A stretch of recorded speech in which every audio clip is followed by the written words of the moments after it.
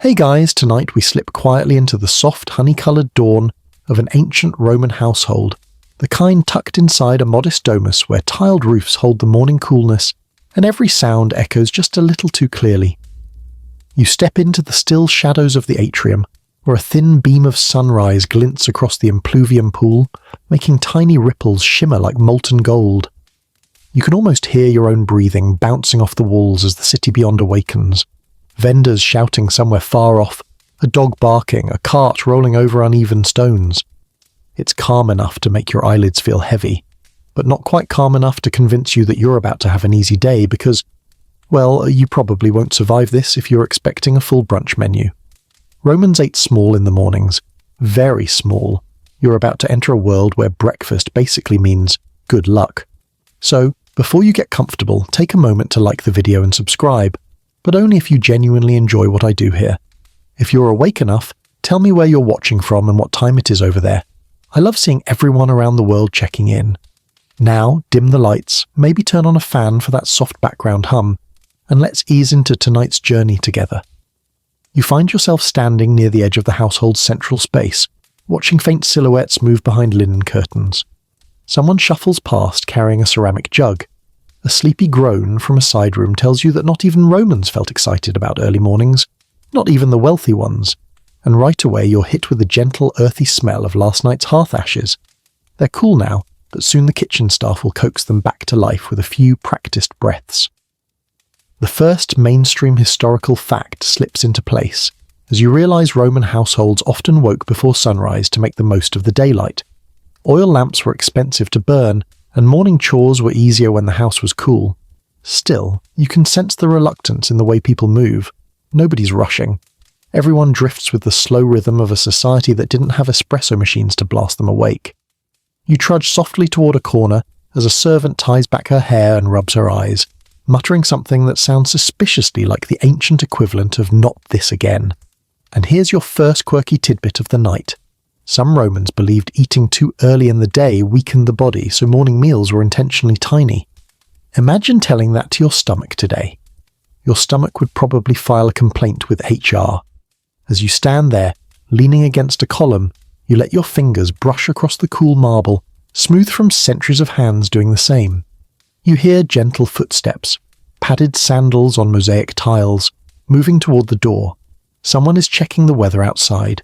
The air drifting in smells faintly, metallic, the scent of the waking city mixing with the faint sweetness of fig trees beyond the courtyard. Historians still argue whether typical Romans appreciated these subtle morning scents or simply ignored them while stumbling half awake toward their daily obligations. Considering the yawns you're seeing, the debate seems far from settled. A child appears briefly in a doorway, rubbing sleep from his eyes, hair sticking up in all directions like a startled hedgehog. He peers at you, or rather through you. No one notices your presence, which is good because explaining why you're floating silently in their atrium would be awkward. He's clutching a small wooden toy, one ear missing, the kind a kid insists on holding even when it's obviously seen better days. He takes one step, then turns around and immediately goes back to bed. His priorities are admirable. You follow the faint glow of the earlier sunlight inching down a hallway where frescoes shimmer gently. Reds, yellows, blues softened by the low light. They depict mythological scenes, satyrs dancing, nymphs pouring wine, a few gods casually flexing. Romans liked a reminder that the divine might be peeking over their shoulders at any moment, which must have been comforting or stressful, depending on the god. Your sandals make no sound as you drift further inward, watching a pair of enslaved workers discuss the state of the household's grain supply. Their conversation, whispered but clear, hints that today's meals might rely heavily on yesterday's bread. Slightly stale, but still usable if softened with olive oil or wine. One of them shrugs with the resigned confidence of someone who knows dinner is many hours away. The other shakes his head as if silently negotiating with fate. You can tell breakfast won't be glamorous. You pause beside a large storage jar, the dolium embedded in the floor. Its clay surface is cool against your fingertips. It holds wheat or barley, and it smells faintly dusty, like ancient sun on dry fields. When the cook lifts the lid, the soft rustle of grain could lull you instantly to sleep if you weren't already drifting there mentally. Another servant walks by carrying a bundle of firewood. You admire her balance as she navigates the narrow passage, sliding past jars and baskets with practiced ease. She stops near the kitchen door, taps the wood against the frame to shake off dust and sets it inside. The action is unremarkable every day, but in the quiet of this dawn, it feels almost ceremonial. A rooster crows somewhere outside, a dramatic, overconfident noise that shatters the quiet like a sword hitting armor. You try to glare in the rooster's general direction, but you can't see him from here. He crows again anyway, just to be rude. Romans often kept chickens, and although they served practical purposes, eggs, meat, they also served as early morning irritations. There's your second joke of the night. Roosters, history's original, alarm clocks, and you couldn't snooze them. You turn your attention back to the people stirring to life around you. Someone wipes down a table. Another sweeps up tiny crumbs from last night's cena, the great evening meal that you'll explore much later. For now, it's all small motions, gentle routines, and half-awake gestures. There's nothing rushed here. Romans liked to ease into the day, even if their chores were heavy and their meals simple. A soft breeze pushes through the atrium, fluttering a curtain. You breathe in the coolness, letting it settle your shoulders. It mixes with the aroma of olive oil stored nearby, sharp but comforting, and the faint scent of wool drying in the corner. You can almost feel your own nerves melting into the stillness. Someone at the far end of the house lights the first small flame of the day. You hear the quick whoosh of tinder catching, then the gentle crackling warmth. That sound alone could put you to sleep. But you keep your eyes open just a little longer, watching as the early morning finally stretches, yawns, and resigns itself to becoming a real day. You take one last look around the quiet household. This is your starting point, the moment where Roman meals begin long before any food touches a plate. The sounds, the smells, the sleepy bodies shuffling around, they all set the stage for the long culinary journey ahead. You drift forward without breaking the soft rhythm of the morning, sliding from the atrium into the quieter corners of the house, where the first hints of movement ripple through half-drawn curtains. You can tell the household isn't fully awake yet. Not really. It's that limbo phase where everyone is technically conscious but spiritually still asleep. The same way you might be if someone tried to talk to you before your first cup of anything. You watch a young woman shuffle out of a side room, hair mussed, tunic slightly crooked, carrying a small bronze lamp with the wick still faintly glowing. She blinks like the world is too bright for her existence, even though the sun has barely risen. Her footsteps fall into that perfect, I'm awake but not willingly awake pace. You know it well. You ease behind her into a side corridor, where the walls feel closer and the air calmer. This is where the day starts in silence. Before the morning meal, if you can call it a meal, Romans eased into consciousness through routine, not food. There is a sort of ceremonial slowness as people stretch, splash water on their faces from a small basin, and tighten the belts on their tunics. One man emerges rubbing both eyes at once, bumping gently into a doorway, and muttering something that sounds suspiciously like, "I should have gone to bed earlier." Turns out even ancient Romans made that promise to themselves and broke it. A mainstream historical fact settles into place as you watch them prepare. Romans didn't generally emphasize breakfast the way later societies would. The early morning was considered a time for simple tasks or light chores, not for building the day's energy through food. Many believed the body needed time to warm up before consuming serious nourishment. Meals were tied to the household rhythm, the rising sun, and the daily obligations that awaited everyone from senators to servants. You step quietly into a small side courtyard, just as someone draws water from a ceramic jar. The splash echoes gently. The air is cool and faintly humid, smelling of stone, lavender, and last night's ashes. A sleepy enslaved worker crouches near a small hearth and begins scraping its surface. Soft, repetitive strokes of a metal tool against clay. The sound is soothing, like faint rainfall. She stops briefly to blow a lock of hair out of her face, sighing with the universal expression of, "I did not get paid enough for this," even though she literally does not get paid at all. You give her a sympathetic nod she can't see. Next to her, a boy is trying to tie the laces on his sandals. He fumbles once, twice, then sighs and kicks one sandal off entirely. It skids across the mosaic floor, hits a chair leg, and somehow ends up upside down. It's early. Coordination isn't happening yet. Third joke of the night. Sandal laces. proving that even 2,000 years ago, footwear was still humanity's greatest enemy before noon. Another quirky tidbit emerges as you follow a soft scraping sound toward the kitchen door. Some Romans applied oil instead of eating breakfast, believing it strengthened the body and kept the skin healthy. They'd rub their arms or faces with olive oil, wipe off the excess with a strigil, and call themselves nourished. You can imagine your modern stomach writing a strongly worded letter to the Senate about that one. In a small alcove near the garden entrance, you see a woman adjusting her hair in a bronze mirror. These mirrors are polished metal, not glass, so her reflection looks a bit like a soft blur version of herself. Almost dreamlike. She rolls her shoulders, stretches her neck, and mumbles something about wanting the weather to stay cool today. Outside, pigeons flutter across the roof tiles, their feathers catching the rising sunlight in warm pinkish hues. You drift farther into the hallway and notice a space that feels slightly more organized than the others, a household office area. Wax tablets, styluses, and small scroll baskets rest neatly on the table. A man sits there half awake, already reviewing something important. Maybe he's planning the day's accounts, or maybe he's staring at an empty tablet pretending to work until his brain fully boots up. Historians still argue whether morning administrative tasks were genuinely favoured, or whether people simply didn't have the energy to resist them. You lean toward the second theory.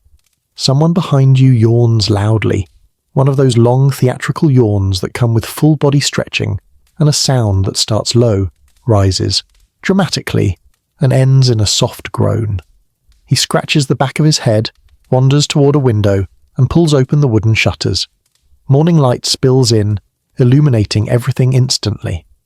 Golden shafts dance across the floor, revealing swirling dust motes suspended like tiny drifting stars. You pause at the threshold of a quieter room where a family member sits contemplatively beside a small shrine, the lararium. Incense curls upward from a tiny burner, creating thin spirals of fragrant smoke. The person whispers a short prayer to the household spirits, thanking them for protection and asking for a peaceful day. The soft gestures, the gentle focus, it all feels calming enough to lower your heartbeat. It's easy to see why Romans began the day with rituals instead of meals. Their mornings were built around intention rather than indulgence. You drift on, passing near the storage area where baskets of fruit, nuts and herbs are neatly arranged. The cook arrives soon after, checking each item to ensure nothing spoiled overnight. She lifts a fig, presses it gently, gives it a decisive nod, and moves on. It's a small motion, but you can sense her mental list growing as she calculates what ingredients will shape the day's prandium and cena. Someone sweeps the hallway in long practice strokes.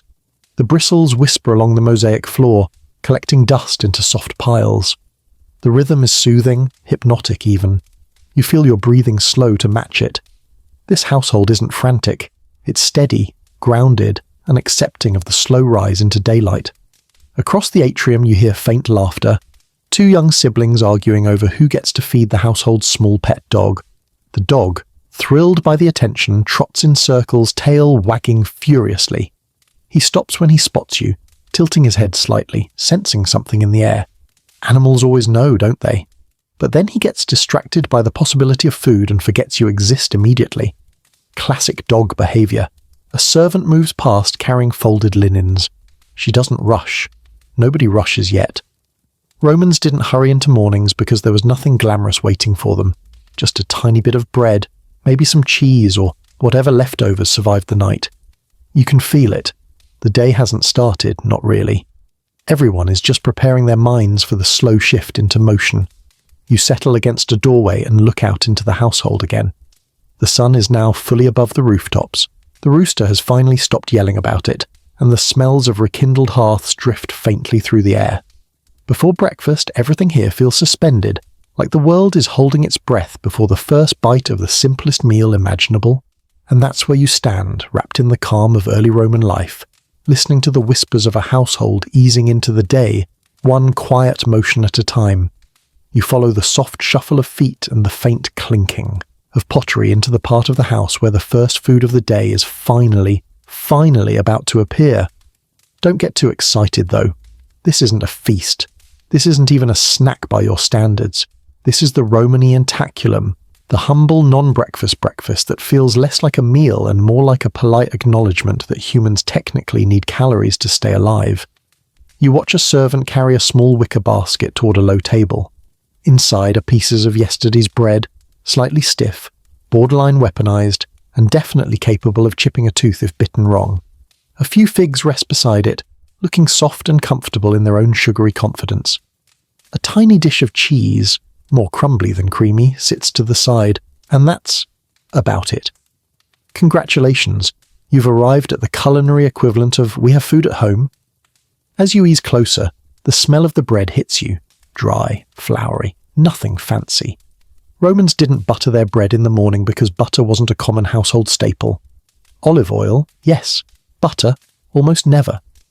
You lean in and notice someone drizzling a few drops of oil over a piece of bread to soften it.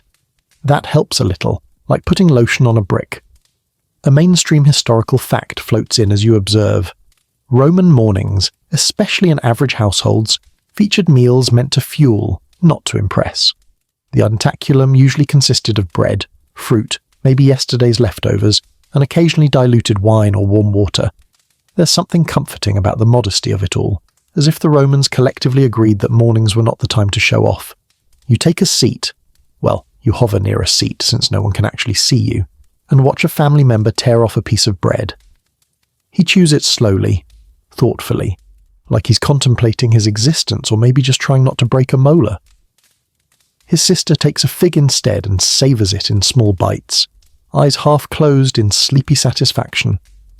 Figs were the real winners of Roman mornings, offering natural sweetness that probably made people believe the gods didn't completely hate them. A quirky tidbit drops in.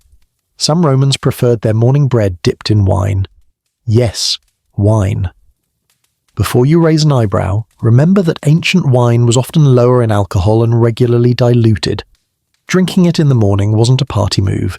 It was more like drinking very weak kombucha with a questionable aftertaste. Still, the idea of waking up and immediately dipping bread into wine is wild enough to earn a small smile from you. You watch as another household member breaks his bread into tiny pieces and mixes them with a bit of cheese. He rolls the mixture between his fingers, forming a rough ball, then pops it into his mouth. It's simple, almost rustic. You imagine the texture, a bit grainy, a bit soft, a bit sticky, and you can practically hear your modern digestive system asking for more information. But simplicity doesn't mean unpleasant. The figs add softness. The cheese contributes salt. The bread, though humble, carries the warmth of grain harvested months earlier. And the olive oil, it glistens like liquid sunlight, pooling on the plate in little golden puddles. Historians still argue whether irontaculum was eaten daily by all Romans or only occasionally, depending on class, workload, or appetite. Some believe many people skipped it entirely. Others suggest it was too embedded in routine to ignore. Watching this household, you get the sense that it's normal enough, but not celebrated. It's the kind of meal you eat because not eating would be worse. You hear quiet chewing, no talking yet. Mornings weren't social for Romans. The vibe is very, let me exist in silence while I figure out what day it is. Someone tries to speak, then gives up mid-sentence with a sigh. Another person waves vaguely at the bread basket as if it might move closer by itself. It does not. A young boy appears again, this time more awake. He grabs a fig and immediately bites into it with enthusiasm that feels illegal at this hour. Sweet juice dribbles down his chin. He wipes it with the back of his hand and then wipes that on his tunic. Efficiency at its finest. Nearby, one of the servants is preparing her own tiny portion, just a few crumbs of bread and a small slice of cheese. She eats quickly, glancing toward the kitchen where the real work of the day awaits. Her breakfast is even humbler, but she eats with practiced acceptance. In her mind, breakfast isn't a luxury. It's just the first checkpoint in a long list of duties. You drift beside her bowl for a moment and notice how she softens her bread by holding it briefly over her cup of warm water. The steam condenses on the crust, making it pliable. Clever. You file the idea away under old solutions to modern stale bread. Someone else tries to share part of their fig with the household dog. The dog accepts it reluctantly, licks it twice, then drops it on the floor and walks away. He prefers meat and leftovers from dinner. Same, honestly. Then you hear footsteps approaching. The cook, already making mental plans for the day's real meals. She surveys the small breakfast scene with a slight nod, as if checking off a box. Morning feeding complete. You catch her muttering something about needing more coriander for tonight's dishes. She's still half asleep, but her mind is already thinking in spices. A soft breeze rolls through the doorway, carrying the scent of the garden. Earthy, cool, slightly sweet from crushed herbs underfoot. It mixes with the warm aroma of bread, creating a surprisingly pleasant combination. You take it in, letting the simplicity of the scene settle around you like a warm blanket. This meal won't last long, it's not meant to. A few bites, a few sips, and everyone moves on. Breakfast is just the quiet prelude to the Roman day, a whisper of nourishment before the world demands more from each person. You watch the family finish up, the father brushing crumbs from his tunic, the children arguing softly about who gets the last fig, the servants gathering bowls and baskets. The table clears quickly, leaving behind a faint trace of olive oil and fruit sweetness. You take one last look at the irontaculum, humble, plain, necessary. A starting point, nothing more. But in its simplicity lies a kind of charm, a reminder that not every meal has to be impressive to matter. You follow the soft procession of footsteps toward the back of the house, where the real heart of the Roman household waits. The culinor, the kitchen, a smoky, half-lit chamber where the day's true work begins. As you approach, the warmth hits you first, a low-rising breath of heat that smells of ashes, clay, and the faint ghost of yesterday's meals. The doorway is narrow, the ceiling slightly darkened from years of fire and steam, and the moment you cross the threshold, you are enveloped by the intimate, almost hypnotic rhythm of morning preparation. You see the cook kneeling beside the hearth, coaxing the first flames of the day into existence. She leans forward, blows gently, and tiny sparks leap to life, glowing like fireflies caught beneath the wood. For a moment you think she might sneeze from the ash swirling up, but she holds steady, experienced, her eyes narrowed with determination. A thin line of smoke curls upward, tracing lazy spirals toward the ceiling. The fire is awake now, crackling softly, ready to resume its role as the engine of the household. A mainstream historical fact drifts into your mind as you watch. Roman kitchens were often small, poorly ventilated and hot. Cooks, almost always enslaved individuals, worked in cramped conditions with open flames, soot, and constant heat. The Kalina wasn't the grand, bustling centerpiece we imagine from modern cooking shows. It was narrow, smoky, and utterly practical. If you're sweating just standing here, imagine spending your entire life in this room. You step closer and examine the tools scattered around. Bronze ladles, clay pots with blackened bottoms, mortars filled with herbs yet to be crushed, a few knives, small, utilitarian, their handles smooth from years of use. The cook reaches for one pot, hesitates, then switches to another with the decisiveness of someone who knows exactly which vessel produces the best simmering sound. She places it near the growing flame, adjusting it by feel alone. A quirky tidbit sneaks into the scene. Romans loved cooking with defrutum, a thick, syrupy grape reduction they used to sweeten or darken dishes. Some households kept a small pot of it simmering almost constantly. You imagine the smell, rich, fruity, slightly caramelized, drifting through the house the way scented candles do today. Honestly, defrutum might have been Rome's original vanilla extract. Another servant enters carrying a small pile of ingredients, leeks tied with twine, a bundle of coriander, a few onions, a tiny bowl of lentils. She sets them on the workbench with a low thud. The cook immediately begins sorting them with the instinctive flow of someone who understands the day's meals not as recipes, but as living, breathing sequences. Breakfast is behind them, barely a whisper. Lunch and dinner are the real focus, and planning them begins now. You hover near the large storage shelf carved into the wall. Jars of spices sit there, some sealed, with wax, others covered with linen lids tied tight with string. You smell dried mint, pepper, savoury herbs, maybe even a faint hint of cumin. When one jar is opened, the scent bursts out like a mini dust storm of ancient flavour. You lean in and inhale slowly. You swear you can taste the air. The cook moves to a stone mortar and begins grinding herbs with deliberate slow pressure. Think, think, think. The pestle strikes the bowl with soothing repetition. The herbs crumble into green dust, releasing aroma molecules that float lazily toward you, settling on your senses.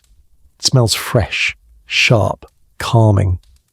You understand instantly why Roman cuisine relied so heavily on herbs. They transformed otherwise simple foods into something layered, aromatic, almost poetic.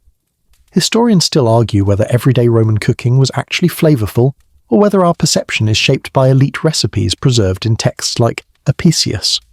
Standing here, watching the cook add a pinch of this and a scoop of that without writing anything down, you sense that the truth is somewhere in between. Ordinary households like this didn't serve exotic flaming dormice stuffed with nuts. They prepared humble meals seasoned with fresh herbs, garlic, and the household's prized amphora of garum. Ah yes, garum. Even unopened, the jar sitting in the corner radiates an aura of "do not question me." The fermented fish sauce of Rome is legendary, sharp, savoury, potent. You can practically hear it humming ominously from its shelf. You take a small step back, respectfully. Another joke creeps in effortlessly. You have never been more intimidated by a condiment in your life. The ketchup bottle in your fridge could never. The kitchen hums now. A second servant feeds more wood into the hearth. Another rinses vegetables at a small basin, splashing water across both her hands and the floor. The droplets sparkle briefly in the slanted morning light before disappearing into the stone cracks. A faint breeze slides in through the high window, stirs the smoke and escapes again. Just enough ventilation to keep you conscious, but not enough for comfort. You notice how the cook arranges ingredients in small clusters. Herbs here, grain there, vegetables laid out according to firmness and cooking time. It feels almost meditative. You watch her slice leeks with precision, drop them into the pot and stir slowly with a long wooden spoon. The sound of vegetables sizzling in oil begins softly, building in tiny whispers. You feel your shoulders loosen at the rhythm. A small cat wanders in, tail high, claiming the kitchen as her kingdom. She rubs against the cook's leg, purring theatrically. The cook nudges her gently away from the hearth, muttering something that sounds like, "Not again." You can tell this isn't the cat's first attempt at obtaining illicit breakfast scraps.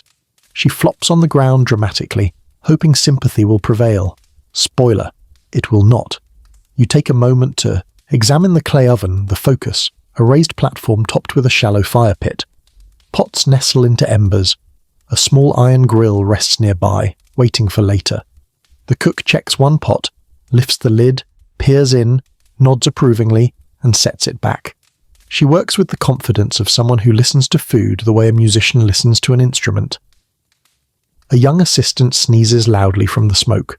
The cook gives him a side-eye sharp enough to slice garlic. He tries to look productive and immediately bumps his shoulder against a hanging ladle, which clanks loudly. You try very hard not to laugh, but a tiny smile surfaces anyway. Outside the narrow window, sunlight brightens, warming the walls and illuminating the suspended smoke particles until they look like floating gold dust. The kitchen transforms into a warm, glowing chamber of quiet labour. You feel a calm wave wash over you. The sounds, the grinding, the crackling fire, the soft hiss of simmering pots, all merge into a gentle percussion of early day productivity. You stay there for a while, absorbing the atmosphere. The kitchen may be humble, but it's the place where the day's comfort begins, where small ingredients become small meals, and where the household's energy quietly accumulates. You let the warmth touch your skin as another pot begins to simmer.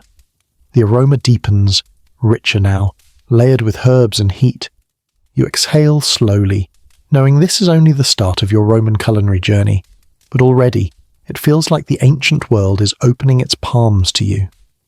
You step away from the warmth of the collina as the morning brightens, following the soft murmurs drifting toward the main doorway.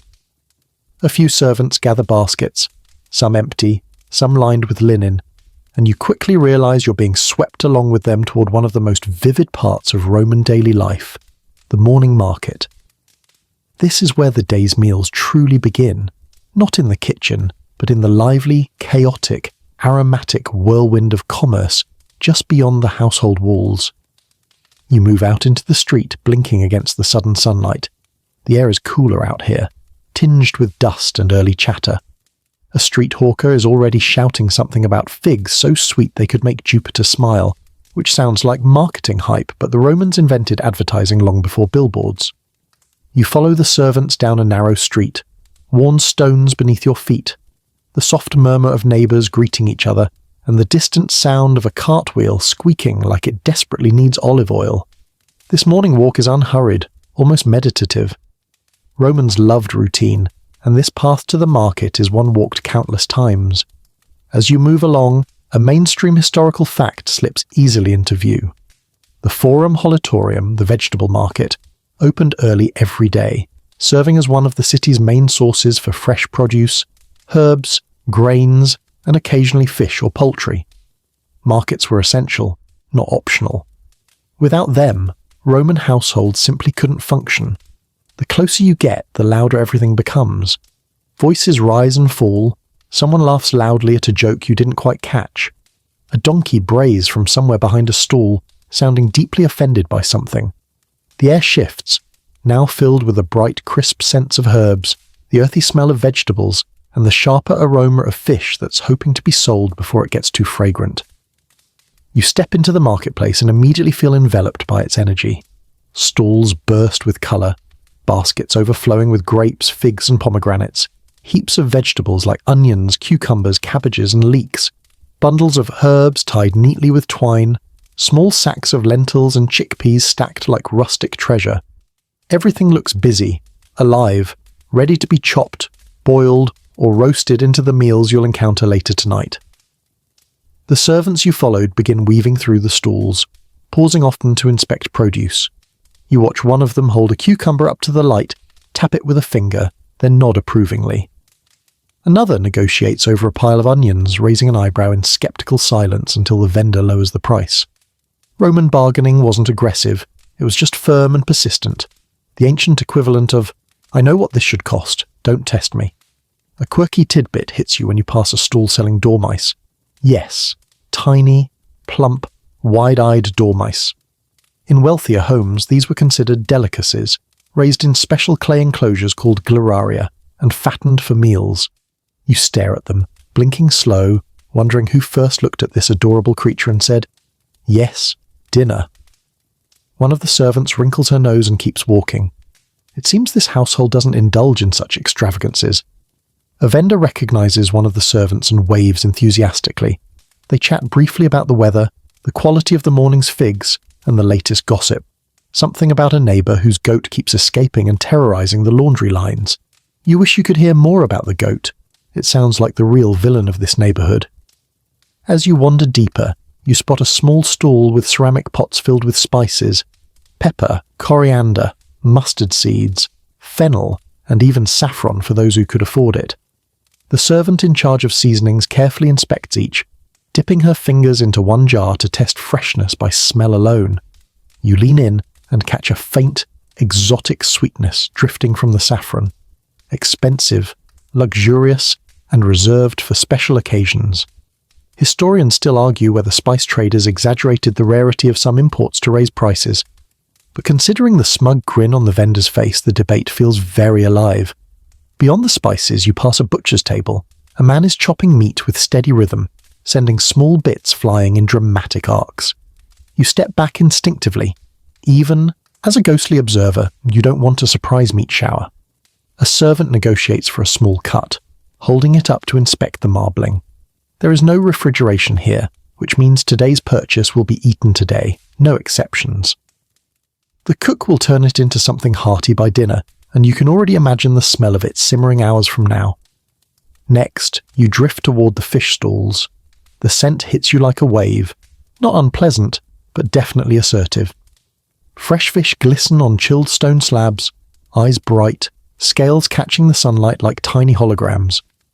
A vendor grabs a fish by the tail, slaps it gently onto the counter, and proudly declares, "Caught before dawn." You have to admire the confidence. The servant glances at it, nods, and adds it to the basket. Fish tonight? Maybe. You make a mental note. Near the edge of the market, you find a stall selling bread. Not breakfast bread. This bread is softer, fresher, still warm. The loaves have a satisfying crackle to their crusts and a pillowy feel when pressed. One servant presses lightly on a loaf, nods, and buys it. You feel a pang of jealousy.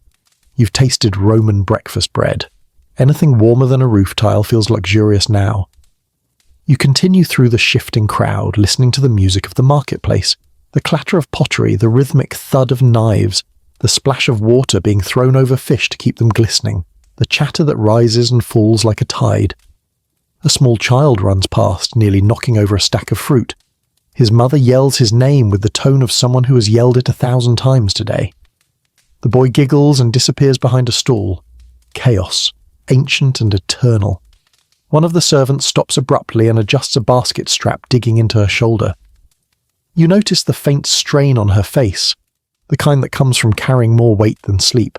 She shakes her arms out, breathes deeply, then continues. You follow her back toward the group, where the cook joins them briefly to inspect the collective haul. She nods at the vegetables. She lifts the fish, checks its gills, nods again. She picks up the onions, sighs in satisfaction. Everything passes her silent test of approval. Another joke slips into your thoughts.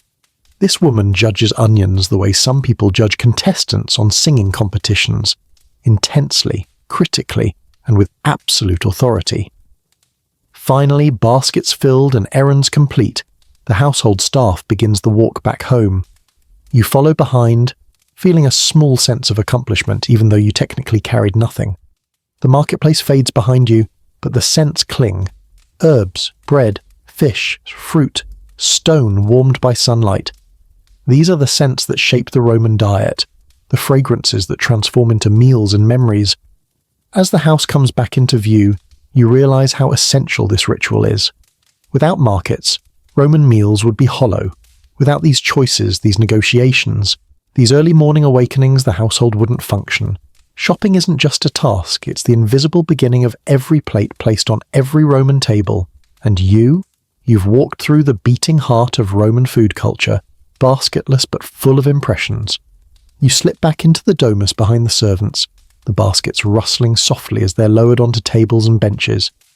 The cool interior of the house feels like a gentle exhale after the warm bustle of the market. You linger near the kitchen doorway, watching as the cook peels back linen coverings and begins sorting through the morning's haul with the sharp eye of someone who knows exactly what the day's meals demand. But despite the fresh vegetables, the herbs, the fish, the bright fruit, there's one category that dominates the Roman diet more than anything else. The quiet backbone of every meal. Grain, bread, pulse, porridge, dough, meal. No matter where you are in the Roman world, grain is the unshakable foundation. And today, you're about to understand why. A servant approaches a large storage jar embedded in the floor, one of the household dolia, lifts the lid and plunges a wooden scoop inside. You hear the soft cascade of grain shifting, a whispery, soothing sound like sand sliding through an hourglass. Wheat, barley, maybe even a little spelt. The servant scoops up a full portion, lifts it out, and the tiny kernels glimmer faintly in the morning light, pale and dusty and full of possibility. A mainstream historical fact settles comfortably into the moment. Grain made up 70–80% of the average Roman's calorie intake. It was life, wealth, stability, survival. Rome didn't rise on marble, it rose on wheat. And as you watch the cook examine a handful, letting it tumble through her fingers like miniature golden pearls, you understand why this household treats it with such respect. The cook's assistant begins grinding grain in a hand-powered mill, a small stone quern set on the floor. You hear the rhythmic scrape of stone against stone. Ska, ska, ska. Steady, ancient, almost hypnotic. Fine flour collects around the edges in soft white piles. The assistant pauses occasionally to wipe her brow. Grinding is exhausting work, and Romans with means often delegated it to enslaved workers specifically trained for endurance. Your shoulders ache in sympathy just listening. As you drift around the kitchen, you notice the different ways grain is stored. Some sits in sealed clay jars.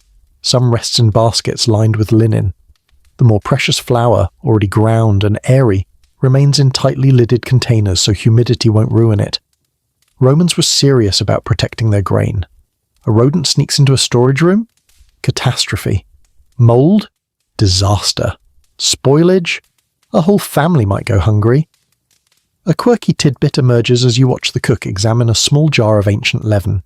The sourdough-like starter Romans used to raise their bread. They kept this. Mother dough, alive for years, sometimes decades.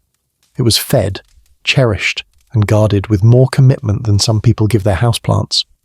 Bread wasn't simply baked. It was grown, nurtured, coaxed into existence like a daily ritual.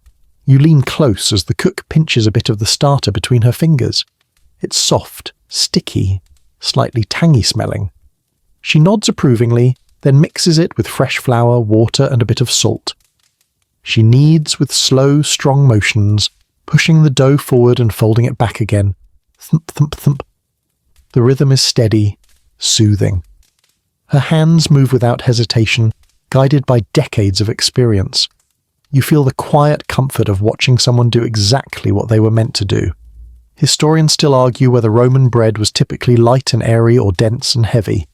The truth, as always, varies wildly by class and location. Wealthy homes enjoyed bread baked by professional bakers in specialized ovens, their loaves stamped with identifying seals. Poorer households baked rougher, darker loaves filled with bran or barley, hearty but coarse. Here in this middle-class domus, the bread will be modest but flavorful, simple, honest, and satisfying. The cook covers the dough bowl with a cloth and sets it near the hearth, where the warmth encourages the yeast to wake and stretch. You catch yourself watching the bowl with a weird amount of anticipation, as if you expect to see the dough rise in real time. But patience is part of the process, and this household knows how to wait. The assistant moves on to preparing pulse, a thick grain porridge that might appear later today. She pours barley groats into a pot, adds water, and stirs thoughtfully. Pulse was eaten by soldiers, farmers, children, everyone. It was customizable, affordable, versatile. Add herbs and cheese, comfort food, add honey and fruit, dessert, add nothing, survival. You can smell the faint nuttiness as the first wisps of steam rise. Another servant arrives with a jar of olive oil. The cook dribbles a thin line into the pot. The aroma lifts instantly, fragrant, golden, almost floral. Oil transforms grain from basic to beautiful, and you can feel your appetite spark even though you're not supposed to be eating anything in this dreamlike walkthrough. You move toward the back wall where the household stores dried legumes. Lentils, chickpeas, beans. They sit in neat rows of jars waiting to supplement the day's meals. Romans didn't rely on meat often. Legumes and grains provided the bulk of daily protein. The combination sustained them through long days of labor, trade, politics, and chores. It is, in many ways, the engine of the empire. A second joke slips into your thoughts. Grain is the unsung superhero of the ancient world. Forget gladiators or generals. Wheat is Rome's real main character. As you watch the cooking preparations continue, you notice how seamlessly grain integrates into everything. The dough rising near the fire will become bread for dinner. The barley simmering in the pot will become lunch. Other grain may eventually thicken sauces or fill pastries or bulk up soups. Nothing is wasted. Everything is part of something larger, a culinary ecosystem built around humble kernels. The assistant lifts the pot of pulse and stirs slowly, letting steam warm her face. She adds a sprinkle of crushed herbs from a mortar, mint maybe, or savory. The scent blossoms instantly. You close your eyes, imagining the smooth texture of the porridge, the warmth spreading through your chest like sunlight. Someone in the next room sneezes loudly. The cook shouts, "Cover your mouth," without looking up from her dough. You smile. The ancient world wasn't that different. The dog wanders in again, sniffing near the grain jars. The assistant shoos him away with a towel. He sighs dramatically and lies down near the doorway, pretending he wasn't hoping for a fallen morsel. You resist the urge to ruffle his ears. On the counter, the dough slowly begins to puff, rising under the cloth like a tiny breathing creature. It's subtle, but the cook notices immediately. She lifts the cloth, examines the elasticity, presses with a practiced fingertip and nods. Perfect. Lunch and dinner will have bread worthy of the household. You take a final slow breath, letting the aroma of grain, herbs, and warm air sink into your senses. In the soft glow of the kitchen, you understand just how deeply grain anchors Roman life. Not flashy, not dramatic, just steady, dependable, quietly essential. And in its own way, beautiful. You drift back into the kitchen just as the morning light sharpens into late morning brightness, slipping through the small high window and painting warm, angled stripes across the floor. The cook and her assistants have returned from the market and organized the fresh ingredients. The grain has been portioned for the day. The dough is quietly rising like a sleepy breathing creature under its cloth. Now the household transitions into the next calm but necessary phase, preparing the midday meal, the prandium, a modest lunch with just enough substance to carry everyone into the afternoon.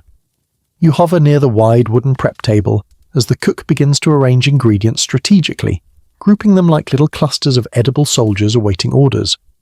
The layout is unspoken but deliberate. Vegetables that need washing on one side, herbs that need chopping in the center, and today's protein, small fish and maybe a bit of leftover pork, placed closest to the cutting board. Everything radiates readiness, or at least as much readiness as can exist in a household that still hasn't shaken off its morning drowsiness. A mainstream historical fact floats smoothly into the moment. For most Romans, prandium wasn't a grand meal. It was a light, simple affair: cold cuts, fruit, leftover bread, cheese, maybe some vegetables or fish. Heavy cooking was usually reserved for dinner, the evening cena. Lunch served as a pause, a practical intermission in the day rather than a highlight. Watching the way this household prepares, you can see the simplicity built into every step. A servant rolls up her sleeves and begins washing leeks, onions, and a handful of greens in a wide ceramic basin. Water sloshes softly as she swishes the vegetables around, dislodging dirt with repetitive, gentle motions. Droplets splash onto the floor, catching the light in little glints like tiny liquid jewels. The cook glances over occasionally, offering small murmured advice. Rinse again. Yes, that one's good. Remove that outer layer. Her voice is soft but firm, the kind of voice that has woken up thousands of mornings to do this exact work. You drift closer and catch the scent of crushed coriander leaves. One assistant is grinding them in a small mortar, the rhythmic thank, thank, thank echoing softly through the kitchen. The aroma blooms into the air, earthy, warm, aromatic. It feels like the smell of a promise. Romans loved their herbs, and coriander in particular added brightness to otherwise plain meals. Then, a quirky tidbit slips naturally into place. Romans sometimes flavoured dishes with laser, a now extinct spice from the plant silphium. It was treasured, traded across the Mediterranean, and used in everything from sauces to medicinal treatments. But by the early imperial period it had become so scarce that wealthy Romans reportedly stored it as carefully as precious gems. You glance around this kitchen. No laser here, not in this household, but somewhere out there in some merchant storeroom. Maybe. Historians still argue whether the plant truly went extinct due to overharvesting or climate change, but here you are, surrounded by greens and herbs that survived, still filling kitchens 2 millennia later. You watch as the cook turns her attention to the fish acquired at the market. She places them on a wooden board, their silver scales catching the light in shimmery mosaics. She guts them quickly. Efficient, practiced motions, no wasted movement. The air shifts with the briny scent of fresh catch. A pot is set nearby for poaching, and she places the cleaned fish inside with a handful of herbs, a pinch of salt, and just a splash of diluted wine. The aroma that begins to rise is delicate, almost floral. Another assistant starts slicing olives, tiny black crescents that thud softly against the board. She hums under her breath, an old melody that loops back on itself. You don't recognize the tune, but it fits the kitchen's atmosphere. Repetitive, gentle, grounding. You let yourself sway with it a little. Outside the doorway you hear faint conversation. Family members discuss the day's tasks, one planning to visit a friend, another preparing to handle business at the bathhouse, another debating whether they should finish mending a tunic today or tomorrow. You recognize the cadence of people living normal, quiet lives. Not every day in Rome was filled with drama or politics. Most days were just like this, mundane, familiar, beautifully ordinary. You turn your attention back to the kitchen just as the cook checks the dough rising under its cloth. She lifts it gently, the dough jiggles slightly, airy and light. She nods, satisfied. Good, she murmurs. This will be ready for baking later. She strokes the dough with the fondness of someone interacting with an old friend. Bread isn't for prandium, it's for tonight. But everything in a Roman household is connected. Every step leads to another. Historians still argue whether Roman cooks followed recipes closely or simply cooked by instinct. Watching this woman, you see the truth leaning heavily toward instinct. She grabs a handful of herbs, crushes them between her fingers, smells them, nods, adjusts the pot accordingly.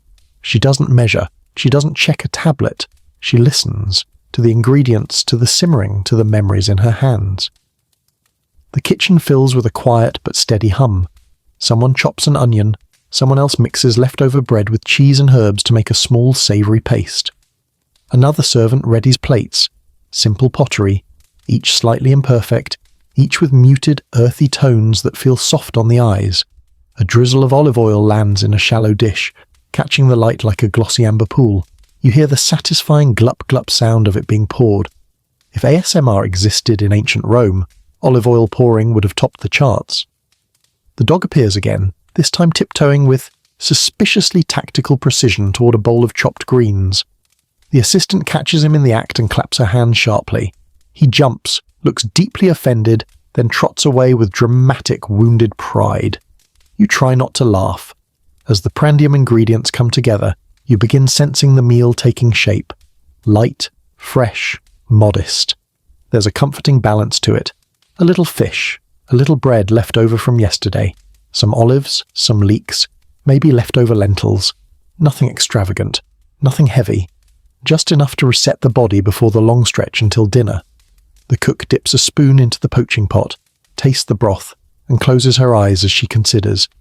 Then she adds a few crushed herbs, stirs again, and finally gives a small satisfied nod.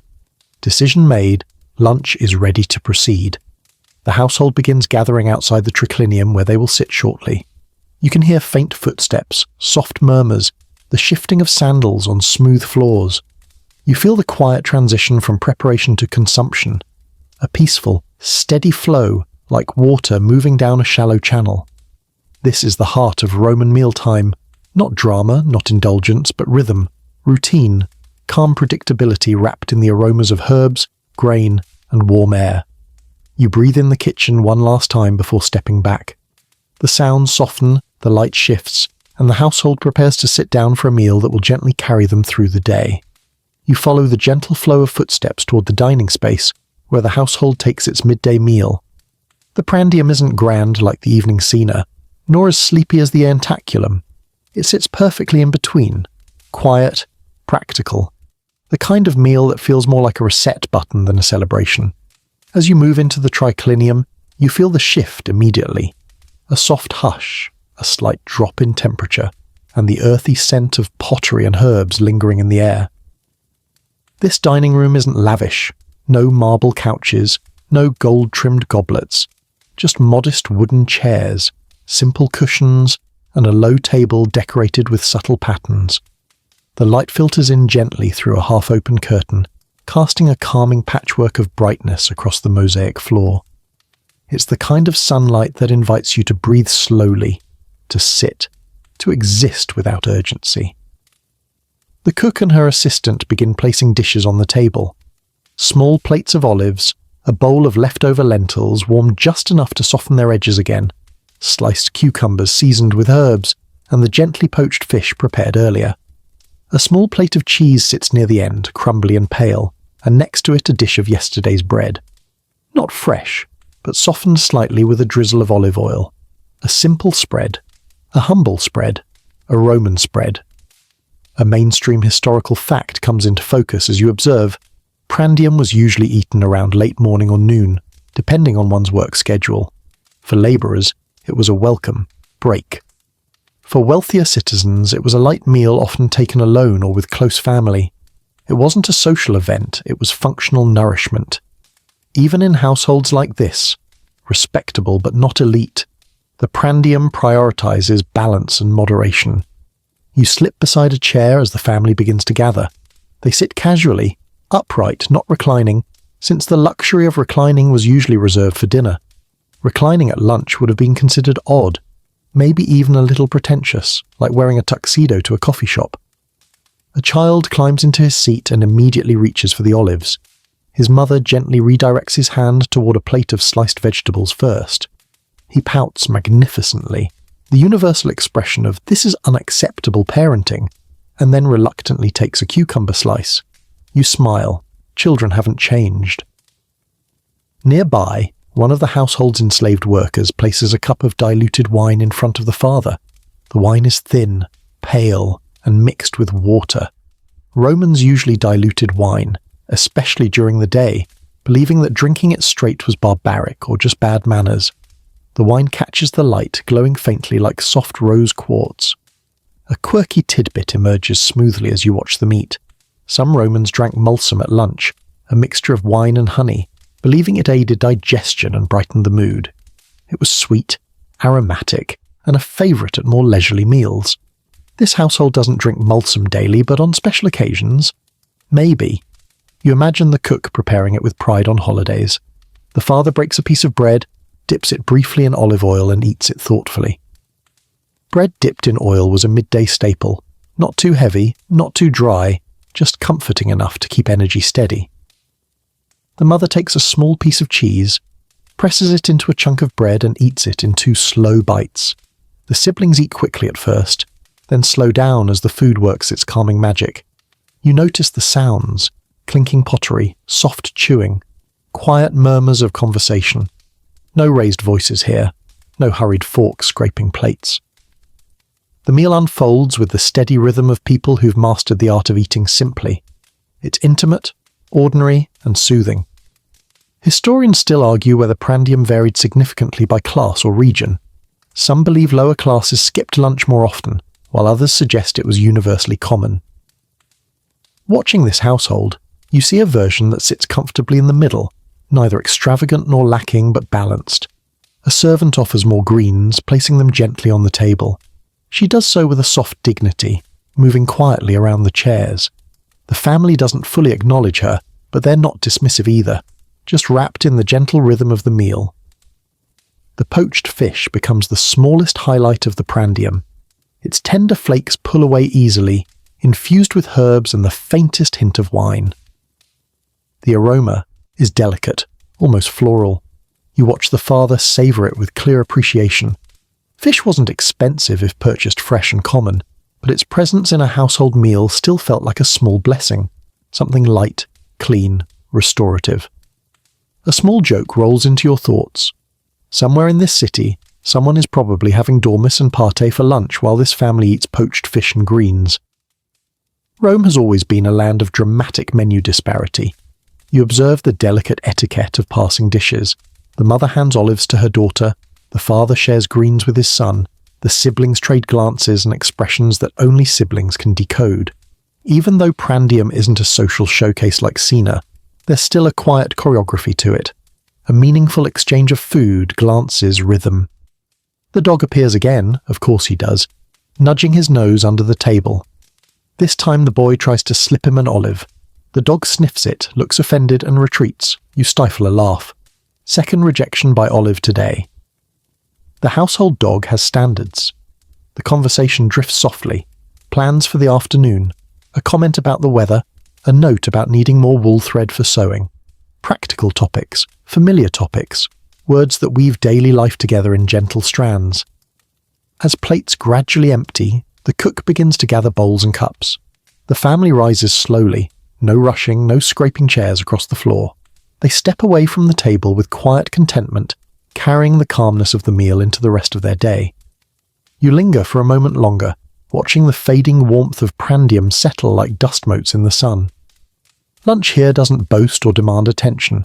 It simply fills the space between morning and evening, sustaining the body gently and allowing the mind to soften. The leftover aromas, olive oil, herbs, cooling vegetables, float in the air as the kitchen absorbs the empty dishes back into its rhythm. You take one last slow breath of the room before drifting onward.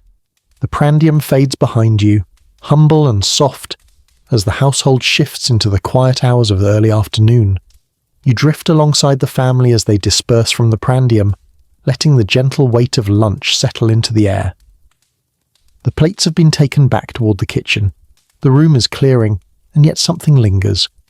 Not the taste of fish or the faint perfume of the herbs, but the invisible shape of Roman social rules that hover over every shared meal. Even a modest lunch like this one is woven tightly with expectations, etiquette, and silent hierarchies, and as you glide through the hallway with them, you begin to notice the patterns beneath the calm surface. You follow them into a broader room where household members pause to wash their hands. Another little ritual, simple but expected. The father dips his fingers into a small bowl of scented water. The mother follows, and the children mimic them with less precision, but equal effort. Clean hands before meals, clean hands after. Romans weren't using soap, but they believed in symbolic purification. Practical, but also a gesture of respect for the food and those who prepared it. As you observe, a mainstream historical fact slips into place. Seating and eating positions in Roman households weren't random. Hierarchy dictated where you sat, how you sat, and sometimes even what you ate. For informal meals like prandium, chairs were common, but placement still mattered. More important members sat closer to the serving points, while lower status individuals hovered at the margins. You recall how the father naturally took the central seat earlier, and how the children clustered near their mother. The household staff served from the right side, careful not to cross behind diners. You walk with them toward the atrium as servants step aside respectfully, lowering their gazes. The mother speaks softly to one of the girls about helping with wool spinning later. The girl nods with dutiful calm. Everything feels smooth, choreographed, ordered. Like daily life itself is a quiet performance. A quirky bit of insight dances into your thoughts as the father adjusts his cloak. Romans believed that leaning too casually at the wrong meal was a sign of bad upbringing. Reclining to eat was highly symbolic, allowed primarily during Cena and reserved for free citizens. Enslaved people and children ate sitting or standing. It wasn't about comfort, it was about status. If you reclined at the wrong time, you weren't relaxed, you were rude. You move near one of the household slaves arranging jars along the shelf. She works quietly, avoiding the path of the family. Her movements are fluid but controlled, every gesture purposeful. The social rules are so ingrained that no one needs to discuss them. They exist like gravity, silent but ever present. Historians still argue whether these hierarchies were rigid in middle-class homes or relaxed slightly compared to elite households. Some scholars suggest that small domestic environments softened strict norms, while others believe even modest families followed social rituals meticulously. Watching this household, you sense a mixture of structure and affection, rules observed, but without harshness. You drift toward the triclinium doorway where the prandium was held. A servant is wiping the table with a damp cloth, circular motions that lift crumbs into her palm. You notice she keeps her eyes downward when the father walks by, but when she turns away, her posture relaxes slightly. There are moments of humanity within the hierarchy, small, subtle, brief. The children run past her into the courtyard, laughing as they chase one another around the impluvium. Their sandals slap softly on the mosaic floor. The household dog follows, barking once before giving up and watching them with a tired expression. Dogs don't follow social rules, except the rule that if something moves fast, you should probably chase it. You drift closer to the mother as she pauses near a wall painting depicting a reclining banquet scene. She touches the edge of the fresco gently, almost absent-mindedly. The figures in the painting lounge on couches draped elegantly, holding cups of wine. They embody an ideal, a vision of Roman civility and luxury, a quiet reminder of the evening meal to come. The father speaks to a household slave about preparing a small snack of fruit for later. The slave nods, and the father steps away without lingering. Interaction is efficient, functional. Even kindness is formal, built on a structure everyone understands. A joke rolls in softly. Ancient Romans had more rules about sitting at a table than some modern workplaces have about filing taxes, and honestly, people seemed equally confused by both. You drift through the corridor as the house settles into early afternoon. A servant carries cushions from the triclinium to shake them out in the courtyard. She pats each cushion firmly, whoomp, whoomp, whoomp, sending tiny clouds of dust into the sunlight. The particles dance in the air like miniature golden fireflies before settling again. As she returns the cushions to their places, you notice that none of them are placed randomly. The father's seat has a slightly firmer padding. The mother's has a softer one. The children get thinner cushions. It's subtle, but unmistakable. Hierarchy woven into comfort. You move on to another room where an older relative sits near a window, sipping watered wine from a simple clay cup. The way her chair is angled suggests respect. She faces outward, overseeing part of the household while enjoying her own quiet.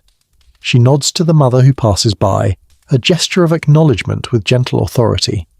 The mother dips her chin in return, a quiet sign of deference. You observe servants preparing a tray for the older woman, fresh figs, a slice of cheese, and a tiny drizzle of honey. Her snack is carefully proportioned, reflective of her status and her needs. Children peek in curiously. Their mother gives them a soft glance that says, "Not right now." They retreat quietly, obeying with just enough reluctance to show they're still children. The prandium had been simple, but the rituals surrounding it remind you that Romans lived in a world layered with invisible lines. Lines that weren't meant to be crossed. Lines that defined interaction. Lines that held the household together in a kind of elegant tension. You notice one last detail before the house settles fully into its afternoon rhythm. The leftover plates from prandium are stacked behind a linen curtain, waiting to be washed. The cook instructs a younger servant to handle them later. Even the order of washing dishes follows unspoken rules. More important tasks first, then the quieter chores. You feel the household sinking into the lull of early afternoon. Conversations soften. Footsteps grow slower. The dog curls beneath a table. The sunlight warms the mosaics in long diagonal beams. And through it all, the social fabric remains intact, silent, steady, always present. You drift back toward the kitchen, drawn by the soft clatter of jars and the gentle hum of preparation. Lunch has faded into the calm of early afternoon, but the kitchen never truly rests. It simply exhales, resets, and begins the slow, thoughtful choreography that will shape the flavors of tonight's cena. And if grain is the backbone of Roman food, then seasonings and sauces are its heartbeat. The things that turn simple ingredients into something comforting, distinctive, and unmistakably Roman. As you step into the Colina again, the air already thickens with fragrance. A servant has opened a collection of spice jars, releasing a cloud of aromas that swirl and mingle. Pepper sharp enough to tickle your nose, coriander warm and earthy, cumin dark and smoky, mint fresh as morning dew. You breathe in slowly, letting each scent layer itself over your senses like a soft tapestry. The cook is hunched over a mortar, rolling her wrist in practice circles as she crushes her herbs into paste. Scrape, press, scrape, press. The sound has its own rhythm, a kitchen heartbeat. You glide closer and see fragments of mint, savoury, and perhaps a bit of thyme merging into a greenish smear. She pauses to smell it, eyes closing briefly in a tiny moment of meditation. The fragrance must satisfy something deep inside her, because she nods, murmurs a quiet approval, and continues. A mainstream historical fact drifts easily into the scene. Roman cuisine was intensely seasoned. Even everyday dishes relied heavily on herbs, spices, and, most famously, garum, the fermented fish sauce that defined Roman flavour the same way soy sauce defines East Asian cuisines today. If you ate in Rome, you tasted garum, whether you wanted to or not. You glance toward the far shelf where a tall clay amphora sits with a wax-sealed lid. Even unopened, it radiates an aura that could be described as commanding. The cook gestures toward it, and a servant brings it forward with the reverence of someone handling a sacred relic. She removes the seal, and instantly the aroma bursts into the room, pungent, salty, strong enough to make your eyes widen just slightly. A quirky tidbit drops softly. Romans used garum not just as a seasoning, but also sometimes as a medicinal ingredient, believing it could help digestion and even treat dog bites. You can't help smirking. Imagine your doctor saying, "Take 2 teaspoons of fermented fish sauce and call me in the morning." The cook dips a spoon into the garum and drizzles a thin line into a bowl of crushed herbs. The mixture darkens instantly, becoming glossy and richer. She stirs slowly, and the smell transforms, less aggressive, more balanced, lifted by the brightness of herbs and tempered by olive oil added moments later. It becomes a sauce, a Roman foundational flavour that will soon coat vegetables, fish, or meat for tonight's dinner. Historians still argue whether garum's flavour was overpowering or elegant. Some ancient writers praised it as divine, others mocked it as barbaric. Standing here, inhaling its layered scent mingling with mint and oil, you feel the debate, and you lean toward the view that it's all about balance. In the right hands, garum becomes a whisper, not a shout. You drift toward another part of the kitchen where a young assistant is preparing oxymel, a mixture of vinegar and honey used to season dishes or as a refreshing drink when diluted. She pours honey into a bowl, golden and thick, its slow movement mesmerizing. Then comes the vinegar, sharp enough to make her blink. She stirs patiently until the two opposites merge into one smooth swirl. When she lifts the spoon, the liquid runs off in pale amber ribbons. The sweet and sour aroma floats outward like a soft exhale. Nearby, someone is preparing herb bundles for later use, thyme tied with string, bay leaves layered neatly, fennel fronds tucked together like fragrant feathers. These bundles will steep in pots tonight, releasing their flavors gradually like subtle magic spells, turning simple foods exquisite. A joke slips in almost automatically. If modern kitchens had smell-based social media, Roman cooks would break the platform with their seasoning game. You drift into the corner where a heavy stone mortar sits on the floor. Inside it is pepper, black and intense, freshly crushed into tiny granules. Pepper was expensive in Rome, imported from far-off lands, and its presence in a kitchen marked the household as reasonably prosperous. The cook pinches a bit between her fingers and scatters it onto a dish of chopped greens. The aroma spikes sharply, lifting the room's entire flavor profile like a cymbal crash in a quiet song. Another servant mixes fresh herbs with soft cheese, creating a kind of early herb spread. She uses a wooden spatula to blend the mixture until smooth, stopping only to adjust seasoning with a pinch of salt or a dash of oil. You watch her movements carefully. She tastes, adjusts, tastes again. She's perfecting harmony in a small bowl. As you observe, you notice how Roman seasoning is a practice of contrast. Salty garum, sweet honey, acidic vinegar, bright herbs, fiery pepper.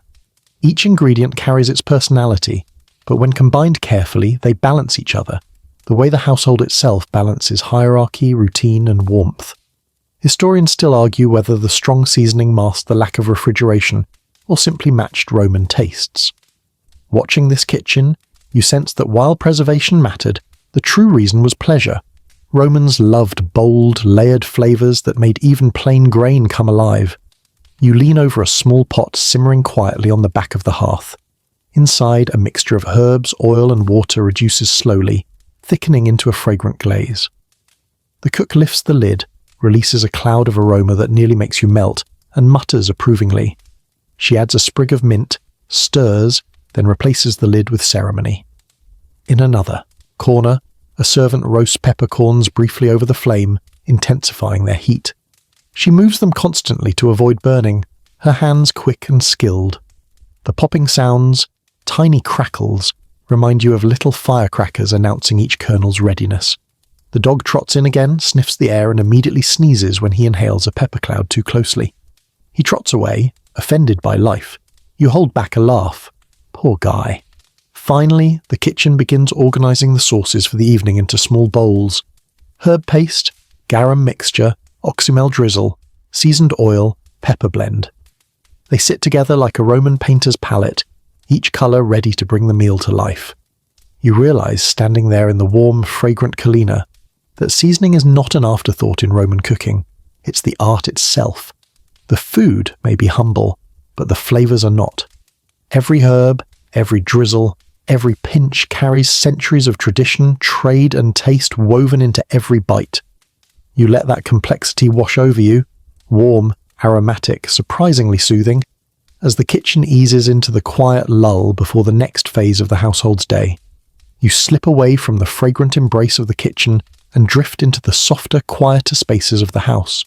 The warm lull of early afternoon settling over everything like a light blanket. This is the between time, the gentle hours after the prandium and before the long, deliberate preparations for the evening cena.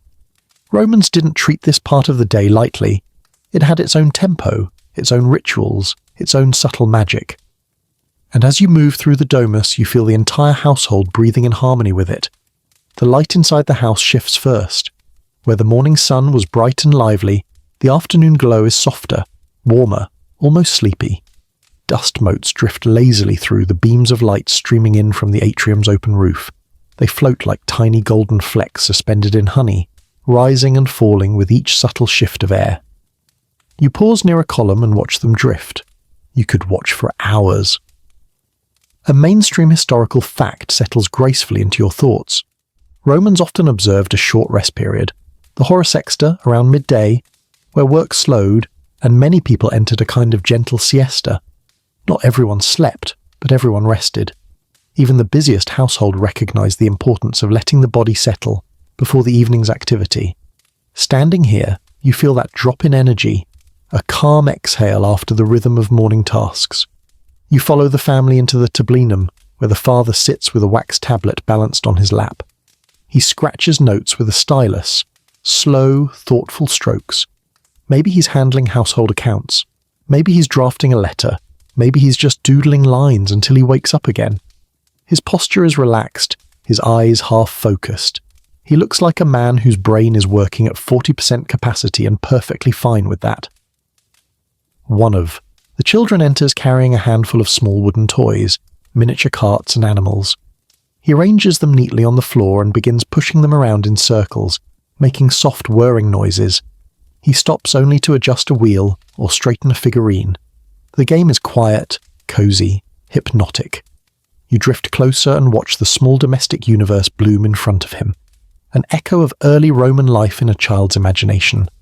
A household slave walks through carrying folded linens, her steps deliberate but unhurried. She lays them near the corridor, then smooths each fold gently with the back of her hand. Even chores in this hour feel like whispers, quiet, softened by the house's drowsy energy. She pauses to rub her shoulder briefly, fatigue marking the edges of her movements. Then she continues. A quirky tidbit gently surfaces as you notice the father sipping from a cup. Some Romans drank posca in the afternoon, a mixture of water, vinegar, and a little wine, often favoured by soldiers and labourers because it was refreshing and cheap. This household doesn't rely on posca daily, but you sense the father's drink is something similar, watered and mildly acidic to keep him alert without stirring too much stimulation. You drift toward the peristyle garden, the open courtyard lined with low shrubs, herbs, and a small fountain bubbling softly in the centre. The air here is cooler, shaded by surrounding colonnades. A servant tends to the plants, trimming away wilted leaves with gentle snips. The scent of the herbs floats toward you, rosemary sharp and piney, mint cool and sweet, the faint lemony edge of rue. You inhale deeply. The garden feels like a breathing space, a little sanctuary carved within the domus. Historians still argue whether Roman afternoons were uniformly restful across all households, or whether only those with some means embraced this quieter rhythm. Watching this family, you see a mix of practicality and comfort. They're not wealthy, but they care for their environment, their tasks, and their bodies with respect for the day's natural rhythm. As you move along the colonnade, you find the mother seated with a spindle, twisting wool into thread. The spindle spins freely, whirring softly each time she flicks it downward. Whir, spin, whir. The sound is repetitive and soothing, like a lullaby disguised as work. Her hands move automatically, muscle memory guiding each motion while her mind drifts somewhere calmer. The older woman of the household sits nearby, mending a tunic. Her fingers are slower but precise, stitching with small determined movements. She pauses to sip her drink, then resumes sewing without looking up. You feel a warm serenity radiating from the moment, a tableau of generations sharing space, sharing silence. A little joke rises gently in your thoughts. The spindle whirring has the same vibe as someone fidget spinning to stay awake, but Roman edition. The dog makes his afternoon rounds, sauntering into the garden with the relaxed swagger of someone who believes he's part of the upper management team. He sniffs plants, circles the fountain 3 times for reasons known only to him, and finally flops dramatically in the shade. You'd swear he sighs. A deep, theatrical, life is hard sigh. You drift toward a side room where 2 servants are sorting dried legumes, lentils in one basket, chickpeas in another, beans in a third. They chatter softly about the market gossip. Who argued over a fish price, who fainted in the crowd from the heat, whose donkey escaped and caused chaos near the bakery. Their soft laughter fills the room, light and quick, the kind that flickers in and out like fireflies. Nearby, the cook has returned to check the dough again. She lifts the cloth, nods approvingly, and punches the dough down lightly, just enough to release excess air. The sound is gentle. Fiam. She shapes it into rounds with deft movements, then sets it aside for a second rise. She covers her hands with flour, brushes them together, and leans on the table momentarily, letting her shoulders relax. Outside, a vendor passes by the street shouting his wares. His call echoes faintly into the house, bouncing off the atrium walls in distant waves. Fresh figs, fresh figs. The sound fades quickly, swallowed by the afternoon calm.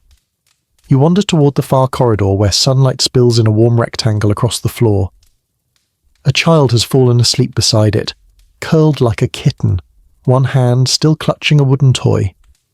A soft breeze ruffles his hair, and he shifts slightly in his dream.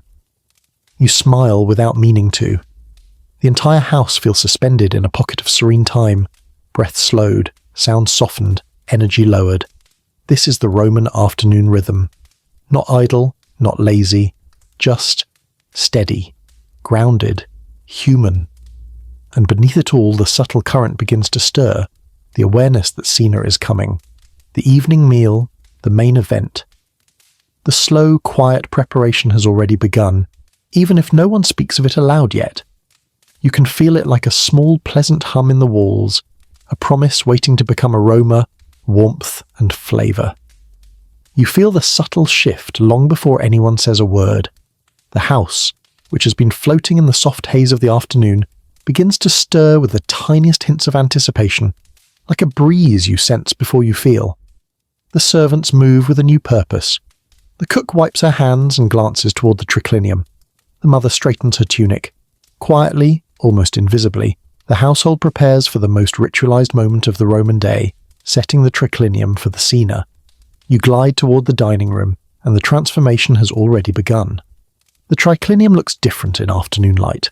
Still simple, still modest, but now humming with quiet possibility. The 3 dining couches are already arranged in a U shape around the low table, each cushioned with linen pillows that have been fluffed and shaken. Earlier, Romans might be minimalist in their prandium, but the Cena is sacred territory. Comfort matters, elegance matters, placement matters. A mainstream historical fact comes to life as you watch the servants move. The triclinium arrangement was symbolic, with 3 couches, lectus summus, lectus medius, and lectus imus, each representing status. Higher-ranking diners reclined on the left side of the U, while lower-ranking ones took the right or outer edges.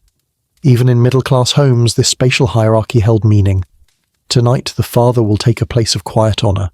The eldest woman will recline nearby. The children, still too young to recline, will sit at lower stools beside the setup. You hover near the cook as she places a cloth over the main table. It is simple, undyed linen with a faint woven pattern. But the act feels ceremonial. She smooths the edges with her palm, ensuring no fold interrupts the visual harmony. The low table must be worthy of the evening meal, even if that meal is humble. A servant arrives carrying pottery dishes, each shaped carefully with slight imperfections that make them unique. The glaze varies, some pale ochre, some a soft green, some speckled with dark flecks where the kiln fire licked the clay. She arranges them methodically, small plates near the centre, bowls for sauces on the outer edge, a larger platter for the first course placed at the table's heart. Deep bowls for herbs and dips follow next. You sense the rhythm, slow but intentional. Each plate meets the table with a soft thup, a sound so delicate that it almost melts into the air. A quirky tidbit slips into your thoughts as another servant brings out the lamps. Romans often scented the oil in their lamps with herbs like rosemary or mint to soften the smoky smell. Tonight, this household uses plain oil, frugal, efficient, but the idea of aromatic lamplight lingers in the air like a daydream. The servant lights the lamps one by one. The small flames flicker gently, casting warm pools of amber across the triclinium. The shadows shift, elongating across the mosaic floor and shimmering over the frescoes painted on the walls. Scenes of countryside landscapes and mythic figures glow softly, taking on a dreamy quality in the dimming evening light. Historians still argue whether middle-class homes followed elite dining rituals strictly or adapted them loosely. Watching this family, you see a blend, respect for tradition softened by practicality. They recline because it's cultural, not because they're displaying wealth. They lay out dishes with intention, not extravagance. You drift toward the window where a servant is shaking out the final linens, soft, rhythmic motions that send specks of dust swirling in golden spirals. She folds them carefully, then places them within reach for the diners to use during the meal. Cleanliness wasn't modern hygiene, but Romans valued neatness around food. Even modest households followed this rule. On the far side of the triclinium, the mother inspects the pillows, adjusting them with gentle taps. She places a cushion at an angle on the father's couch. She arranges another for the elder relative.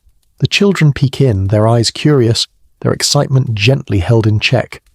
One child leans on the doorway, balancing precariously on the frame. The mother gives a look, the kind all parents master that says, "Not now." The child drops back to the floor instantly. The dog enters, nose twitching, sensing that something is happening. He trots to the father's couch, tests it with his paw, and is immediately redirected by a servant who sighs deeply. The dog departs with royal indignation. You almost clap silently. He tries this every evening. A low wooden tray arrives next, holding small jars of sauces prepared earlier. Garum blended with herbs, oxymel, seasoned oil, crushed pepper. They are arranged in a neat arc on the table, each ready to flavour the first course. Their surfaces gleam like little pools of sunlight captured in clay. One servant moves around the couches, sprinkling a few dried mint leaves onto the floor. It's not for ritual, it's for scent. Mint leaves, when stepped on, release a cool aroma, a subtle sensory detail, a touch of Roman hospitality. A joke drifts to the surface. Romans didn't have air fresheners, so they basically aromatized their floors instead. You sense the household's energy tightening, not stressful, but focused. The cook discusses quietly with her assistant. How long until the sauces cool, whether the bread is ready for baking, whether tonight's first course will be served warm or room temperature. Their tone is respectful, brisk, almost musical. In the peristyle garden, the late sun flickers through the columns. A servant collects a handful of fresh herbs, thyme and mint to garnish the first course. She brushes the leaves between her fingers as she walks, releasing a faint, soothing cloud of scent that follows her back to the triclinium. Inside, the lamp flames grow steadier. Shadows smooth themselves over the room. The house itself seems to settle into its evening posture. Alert, warm, expectant. You drift above the triclinium now, just slightly, watching the room come alive with quiet purpose. The cushions are set, the table prepared, the lighting softened, every detail complete. This is the stage. Soon the actors, the family, will take their places, reclining into the gentle luxury of the Roman evening meal. And you'll be there with them, moving through each flavour, each texture, each ritual. For now, the triclinium waits, ready, calm, glowing softly in the breath of the approaching night. You hover at the edge of the triclinium as the household begins drifting in, each person moving with that gentle, unhurried pace that comes only at the end of a long day. The lamps glow warmly, flickering against the pale walls, softening every shadow and warming every surface. Cushions look plump and inviting, the table is set, and now the true beginning of the scene unfolds, the first course, the gustatio, a quiet collection of appetizers meant to awaken the senses without overwhelming them. You watch as the father reclines first on the lectus medius, settling onto his left elbow with practiced familiarity. Reclining isn't dramatic, it's almost meditative, a slow easing into comfort. The mother reclines on the couch beside him. The elder relative takes her place next, moving slowly but with a dignity that fills the room with calm authority. The children sit at small stools just off to the side, watching everything with wide, curious eyes. Servants glide silently around the couches, placing the first dishes on the table with measured precision. The scents rise immediately. Herbs, oil, warm vegetables, hints of vinegar and honey. The table becomes a tapestry of colour and texture. A mainstream historical fact unfolds before you. The gustatio traditionally featured light, bright, appetizing foods, eggs, olives, salads, cured meats, seasoned vegetables, pickled items, and small bites designed to prepare the palate. Even modest households embrace this structure, though with simpler ingredients. Tonight, this family's spread reflects exactly that tradition. The cook lays out the first dish, a plate of seasoned cucumbers, sliced thin and sprinkled with mint, coriander, and just enough vinegar to give them a lively spark. The slices glisten with oil, catching lamplight like tiny polished stones. Next comes a small bowl of herb cheese paste, creamy and fragrant. topped with a swirl of seasoned oil. It's meant to be eaten with bread, though the bread isn't fresh yet, so the family uses yesterday's loaf warmed lightly over the hearth. The father tears a small piece, dips it gently, and closes his eyes as he tastes. You see the tiniest smile touch his lips. A quirky tidbit sneaks gently into the moment. Ancient Romans believed eating lettuce at the start of a meal helped digestion, while eating it at the end caused drowsiness. Entire comedic scenes in Roman literature revolve around this leafy superstition. Tonight's salad includes lettuce, and the elder relative chuckles softly as she takes a bite, murmuring something like, "Don't let this put you to sleep before the main dish." You drift closer as a servant places a small plate of boiled eggs, halved and sprinkled with pepper, and a drizzle of garum sauce. The aroma is savoury, subtle, and comforting. Eggs were a common appetizer, simple yet symbolic. One ancient saying, "ab ovo ad mala," from egg to apples, referred to meals beginning with eggs and ending with fruit. A full, satisfying dinner. You feel the gentle poetry of it. Historians still argue whether pepper was used sparingly or generously in middle-class homes, given its cost. Watching the cook's confident hand earlier, you sense this family uses it carefully, just enough to lift the flavour, but not enough to flaunt wealth. As the family reaches for the dishes, you notice the quiet etiquette shaping their movements. The father gestures subtly for the mother to take olives first. The elder relative accepts a small plate with a nod of gratitude. The children wait, hands on their laps, eyes tracking each dish like small hungry falcons. When the mother finally signals, they take their portions with admirable restraint for about 3 seconds. Then enthusiasm wins, and a cucumber slice almost escapes one of their fingers. A joke drifts into your thoughts. You've never seen someone chase a cucumber with that level of life-or-death intensity. The dog attempts to sneak under the father's couch, but is intercepted. Again. He withdraws with the offended dignity of a philosopher unfairly banned from public discourse. You drift above the table to look down at the array. A small bowl of oxymel-dressed greens sits on one side, crisp and shiny.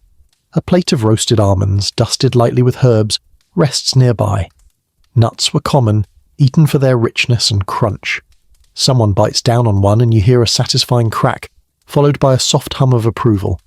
A servant pours diluted wine into ceramic cups, thin, mellow, slightly sweetened with a touch of honey. The colour glows like rose-tinted water. The family lifts their cups gently, sipping in unison. No loud drinking, no gulping, just slow, controlled enjoyment. You drift closer to the father as he comments lightly on the seasoning. He praises the balance, not too sour, not too salty. And the cook, standing discreetly nearby, pretends not to hear while clearly hearing everything. Her shoulders relax just a little. Her assistant enters with the final dish of the gustaccio. Leeks in herb sauce, warm and fragrant, simmered earlier and now perfectly tender. Steam curls from the bowl, carrying the scent of mint, coriander and a hint of garum. The elder relative takes a bite, nods approvingly and whispers, "Just like my mother made." You feel the air soften around her. Historians still argue whether the gustaccio was always considered a separate course, or simply the first chapter of the cena. In households like this one, the line is blurred. What matters is the experience, the pacing, the harmony. Each bite sets the tone for the main dishes to come. The children, now more relaxed, exchange glances and try to guess what the main course will be. One whispers, "Lentils," another whispers, "Meat," and the third whispers something nonsensical like, "Giant fish bigger than the fountain," which earns him a gentle nudge from his sister. Their whispers are soft, conspiratorial, the type of chatter that makes a home feel alive. You drift around the room one more time. The lamps glow, the food warms the air, the family reclines in soft postures of comfort. Each dish has done its job, awakening the tongue, soothing the spirit, preparing the household's senses for the deeper flavours waiting in the next course. The dog sighs loudly, clearly defeated by the lack of available leftovers, and in the middle of this gentle warmth, the gustaccio ends, leaving behind a trail of herbs, oil, soft voices, and anticipation. The cena is just beginning to unfold. You remain close to the triclinium, drifting just above the quiet hum of voices and the settling warmth of the lamps as the gustaccio gently fades into memory. The family reclines in that serene pause between courses, the kind of pause that hums with anticipation, with softened appetites ready for deeper flavors. Lamps flicker, shadows lengthen, the cushions shift under relaxed elbows, and now the heartbeat of the scene begins, the main dishes, the centerpiece of the evening. A servant appears at the doorway carrying a platter so warm that faint curls of steam drift upward like tiny ghosts. She sets it on the edge of the table with reverence. The aroma arrives first. Herbs, heat, oil, something savory and comforting that wraps around your senses like a blanket. Even the dog lifts his head, ears perked, optimism fully restored. The cook steps into the triclinium for a moment, her posture calm but proud. This is her moment. Not loud, not showy, but deeply meaningful. You can almost feel the pride radiating off her in soft waves. She retreats again, leaving the dishes to speak for themselves. A mainstream historical fact blooms into the scene. The main course of the cena, the prima mensa, was where Roman households invested their culinary effort. Even without lavish wealth, families made dinner matter. Hearty grains, legumes, seasonal vegetables, modest cuts of meat or fish, and stews simmered long enough to soften even the toughest ingredients. Dinner was nourishment, comfort, status, culture, all simmered into the same pot. Tonight's main spread reflects exactly that balance. The first dish is a hearty lentil stew, thick and rich, flecked with softened onions and seasoned generously with fresh herbs. The steam smells earthy, warm, almost sweet. You hover closer and feel the gentle heat against your face. Lentils were a staple in Roman homes, affordable, filling, and deeply satisfying. A servant ladles stew into shallow bowls, each bowl decorated with a simple swirl of seasoned oil. The father inhales deeply, appreciating the aroma before taking a spoonful. The elder relative closes her eyes at the first taste, nodding slowly as if greeting an old friend. Next comes the fish, baked with herbs, wrapped in fig leaves to seal in moisture and flavor, then browned slightly near the hearth. When the leaves are peeled back, a burst of aroma fills the room. Mint, thyme, and the faintest sweetness from the fig leaves themselves. The flesh is soft enough to flake with the touch of a spoon. You drift down for a closer look, and the presentation is undeniably beautiful. The golden brown edges, the strips of green herbs across the top, the glistening surface from a thin drizzle of seasoned oil. You could almost taste it yourself. A quirky tidbit flutters into your thoughts as the platter passes. Some Romans believed fish brought good fortune, especially when served whole. The tradition doesn't appear overly symbolic here, but you spot a faint smile on the mother's face as she carefully lifts her portion. Maybe she's thinking of old sayings, or simply happy to have a well-prepared dish before her. A large bowl of roasted vegetables follows: carrots, leeks, turnips, and small bulbs of garlic roasted until soft, their edges browned and caramelized. A scattering of crushed coriander gives the dish a warm, citrusy aroma. The colors look like autumn arranged in food form: gold, orange, pale green, soft brown. The cook has pulled the vegetables from the hearth at precisely the right time, and you swear they glow faintly in the lamplight. Historians still argue whether middle-class Roman households used roasting techniques frequently, or reserved them for special occasions. Watching this scene, you sense that this family uses roasting as a way to elevate ordinary vegetables into comforting warmth, a touch of celebration woven into daily life. The bread appears next, fresh bread, baked just moments ago. The rounds are still warm, the crust slightly crisp, the inside soft and airy. When the father tears into one, steam escapes in a gentle puff. The children's eyes widen like they've witnessed a miracle, and honestly, fresh bread is always a small miracle. The cook's assistant brings a bowl of seasoned pulses, barley cooked slowly with herbs, then enriched with a bit of cheese to give the dish a creamy texture. It smells rich, cozy, deeply satisfying.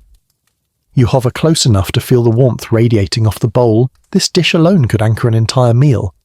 A small joke pops naturally into your mind. If grains are the backbone of Roman life, pulses are the comfort blanket. The family begins to eat, slowly at first, savoring. Reclining makes dinner feel almost luxurious. Even in a modest home, elbows rest on cushions, fingers tear bread gently, voices soften into relaxed conversation that drifts through the room like smoke. The children eat eagerly, pushing small pieces of bread into their lentil stew to soak up flavour. One of them flicks a bit of roasted carrot at the other across the table, so quietly and quickly you almost miss it. The mother notices instantly and gives a soft, "don't you dare" glance that ends the game before it begins. The father compliments the fish, then the pulses, then the bread. The elder relative speaks about the seasoning. A little pepper, a little mint, just right. The cook, listening from the doorway, pretends not to hear again, but she hears. She absolutely hears. Listeners like you drift deeper into the sensory rhythm. Soft lamp glow, murmured voices, the faint click of pottery, the warm aroma of herbs and oils, the gentle sound of forks, or rather small knives and fingers. Romans used utensils differently. Everything feels layered, cozy, real. Historians still argue whether lower status individuals in a household shared exactly the same dishes as the family. In this household, the servants eat separately later, simpler portions, fewer seasonings, but they will share the same bread, the same vegetables, the same stew, a quiet solidarity with indifference. You drift back toward the doorway and absorb the scene as a whole. The couches form a gentle embrace around the table. The family reclines in soft, grateful shapes. The food glows under lamplight. The air warms with herbs and heat. The dog, resigned to polite hunger, lies under a stool and sighs dramatically. This is the centre of the Roman day, not extravagant, not theatrical, but deeply human. A gathering of flavours, aromas, textures, and togetherness. The main dishes settle the household, fill their bodies, soften their minds. Soon, dessert, or what passes for it, will follow, but for now this moment holds them gently in the warm embrace of the evening meal. You slip a little closer to the triclinium as the warmth of the main dishes slowly fades into soft, satisfied quiet. The lamps flicker like tiny golden heartbeat pulses, stretching shadows across the mosaic floor. Conversation slows, the air grows heavy with herbal scents, and the family leans deeper into their cushions. And now, almost imperceptibly, the scene shifts into one of its most distinctly Roman rituals, the mixing and drinking of wine. You watch as a servant enters carrying a large crater, the deep mixing bowl that always marks this stage of the meal. It's made of reddish pottery, wide-mouthed, decorated with simple geometric lines that catch the lamplight. Its surface glows warm, like it holds the memory of the sun. Behind her follows another servant holding a jug of wine. Dark, rich, sharply scented even from a distance. The aroma trails through the air like a ribbon of fruit and dryness. The servants set the crater down on a small stand near the head of the table. The family's attention sharpens, not with excitement exactly, but with the quiet appreciation of tradition. A mainstream historical fact glides into the moment as naturally as the wine itself. Romans did not drink wine undiluted, ever. Drinking it straight was considered vulgar, dangerous, even barbaric. Proper Romans mixed wine with water, sometimes seawater, sometimes snow, sometimes herbs, creating a mild, steady drink meant for conversation, not oblivion. The father gestures to the mixing servant, who pours water first into the crater. The sound is soft, glugging, gentle. Then comes the wine, dark and smooth, swirling into the water like a ribbon of ink unfurling in a pond. The two liquids combine slowly, turning the mix into something rosy, translucent, elegant. A sweet tart scent fills the triclinium. A quirky tidbit arrives effortlessly as you watch the stirring. Some Romans debated the perfect dilution ratio of wine. Philosophers argued about it. Poets joked about it. Cooks pretended not to care but always had an opinion. Ratios ranged from 1:1 for a stronger drink to 1:3 for a softer one.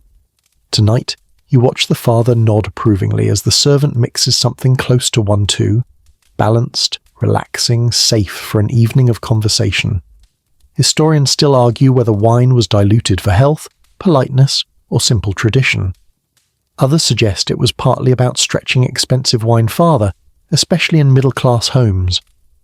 But watching this ritual unfold, you feel the deeper truth.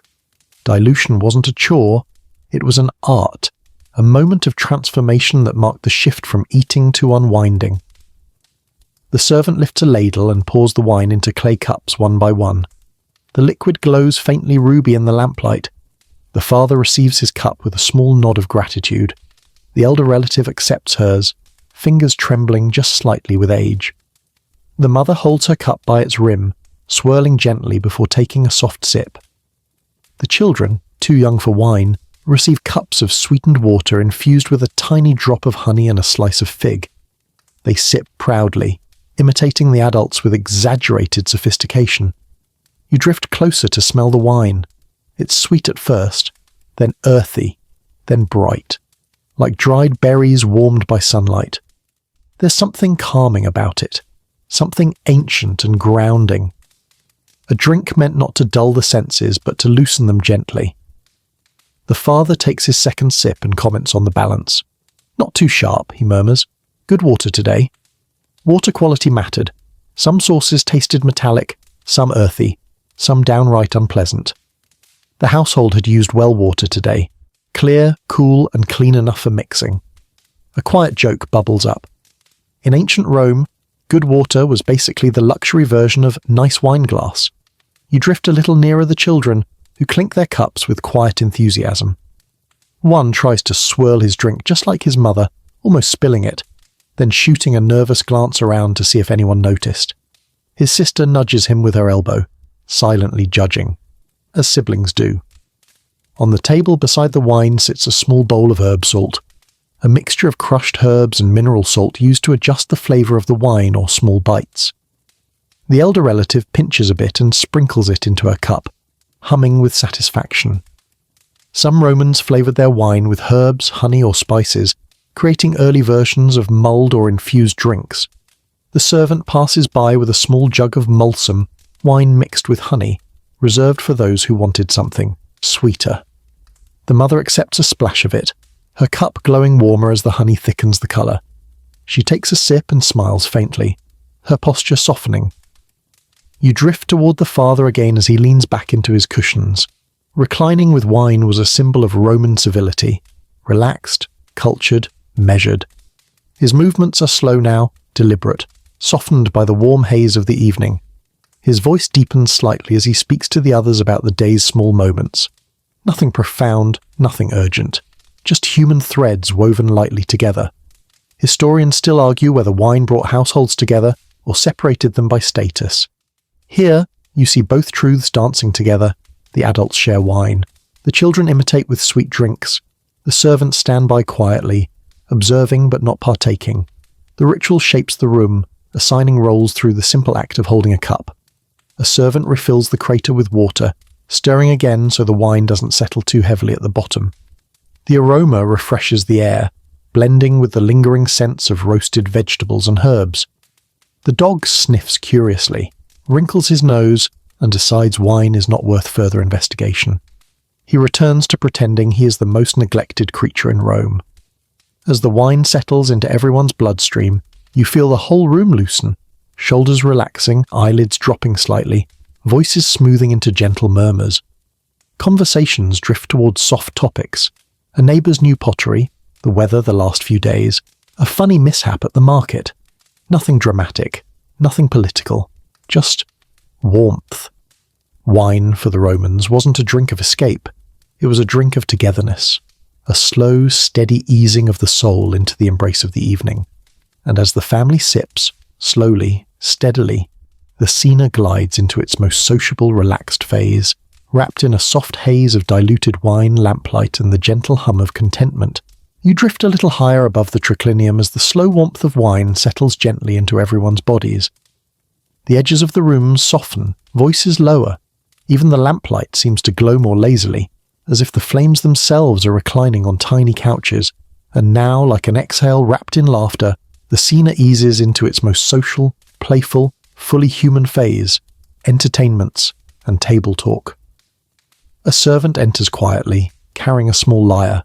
She doesn't announce herself, she simply steps into the soft golden light, sits near the corner of the room, and begins plucking a calm, wandering melody. The sound threads through the triclinium like silk, light, fluid, slightly wistful. The notes rise and fall with gentle arcs, echoing softly off the painted walls. The family turns toward her, not with applause, but with warm acknowledgement. Entertainment isn't performance, it's presence. a mainstream historical fact drifts gently into the scene. Roman dinners often included music, poetry, riddles, storytelling, or light philosophical conversations, especially during the later portions of the meal, when the mind softened and the tongue loosened. Even modest households like this found small ways to entertain: simple instruments, stories from travellers, children reciting memorized lines from school, or household members sharing amusing tales. Cena wasn't just food, it was connection. The lyre melody brightens a little as the elder relative begins telling a story, one with the tone of something she has repeated many times, but never tires of. Her voice is calming, textured with age and affection. She speaks of her own mother, who once rescued a runaway chicken by chasing it halfway across the forum. The children giggle, the mother smiles, even the father lets out a soft laugh. The story isn't grand, but it's alive, filled with family memory, the kind of tale that stitches generations together. A quirky tidbit slides naturally into the moment. Some Romans amused themselves with wordplay games, little verbal challenges where one person described an object without naming it, and the others had to guess. Tonight, the younger daughter tries one. She describes something round like a moon, sweet like a secret, and sticky like honey on your fingers. The older brother guesses incorrectly twice. A fig cake!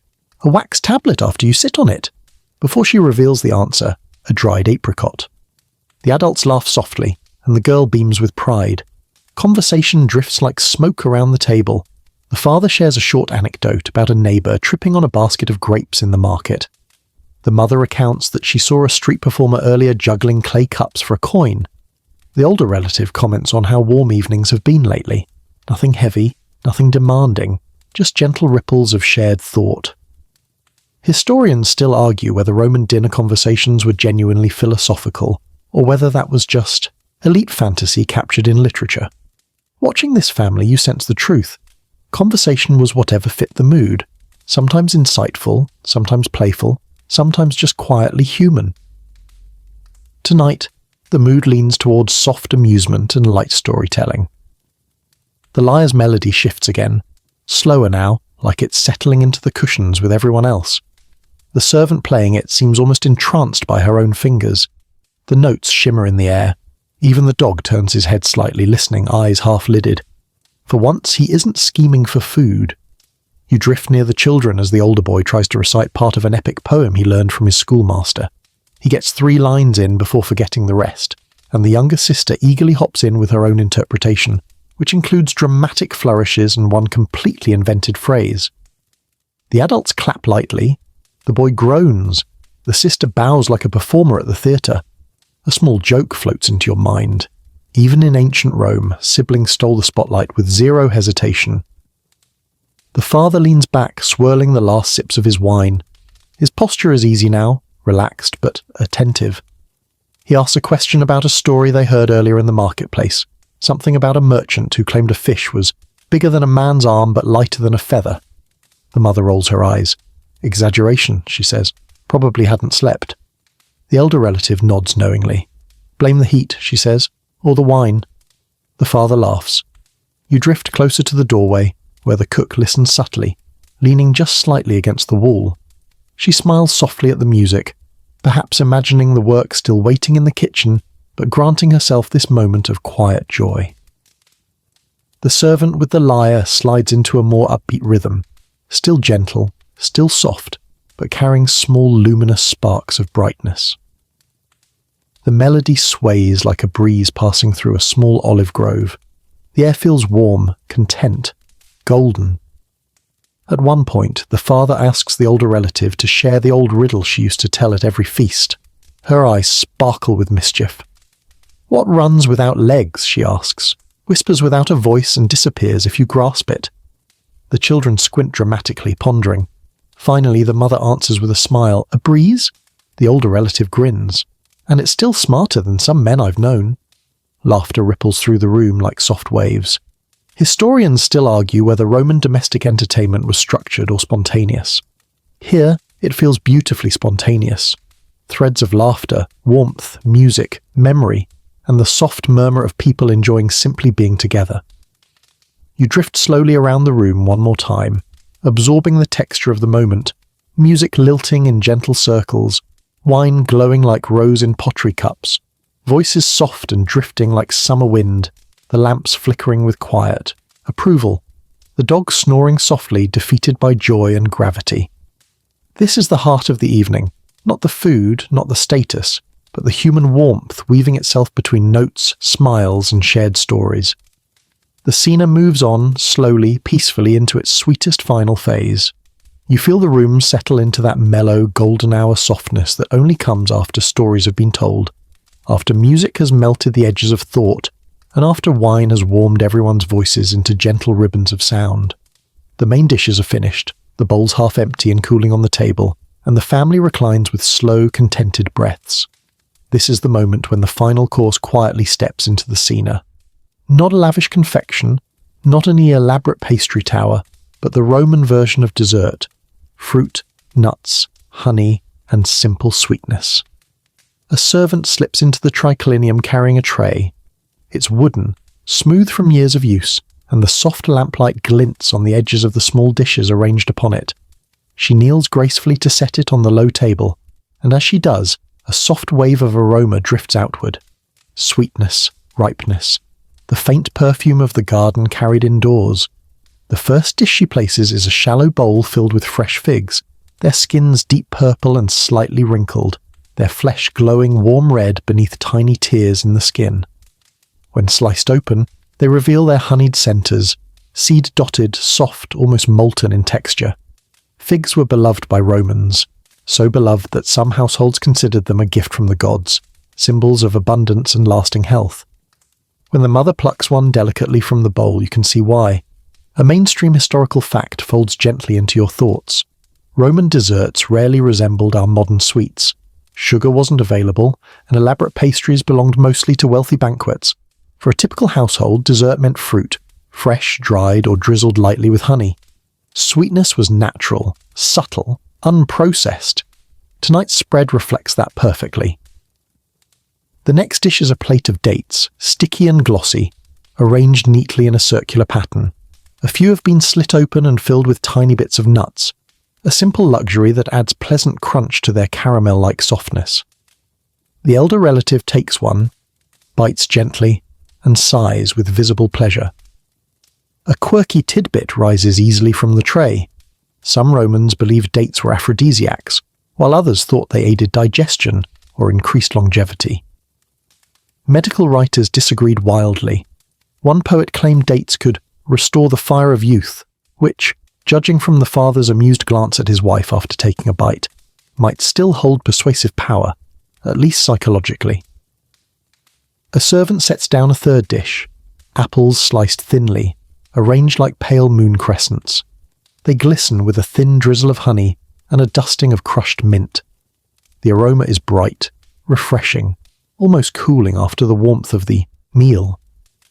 The younger daughter reaches instantly for a slice, then pauses, remembering her manners, and glances at her mother.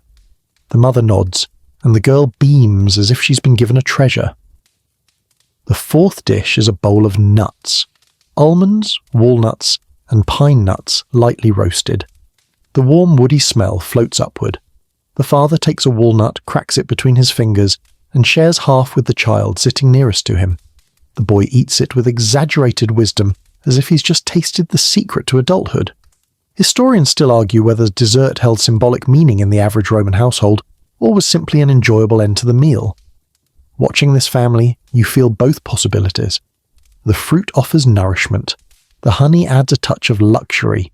The shared bites and soft laughter add intimacy. It's not just food, it's closure. Then comes something special. A small bowl of honey cakes, tiny rounds made of flour, cheese and honey baked into soft pillows. They weren't guaranteed at every dinner. Ingredients cost time and effort. But tonight marks a good day, a calm day, a day worth sweetening. You can almost hear the children's hearts leap at the sight of them.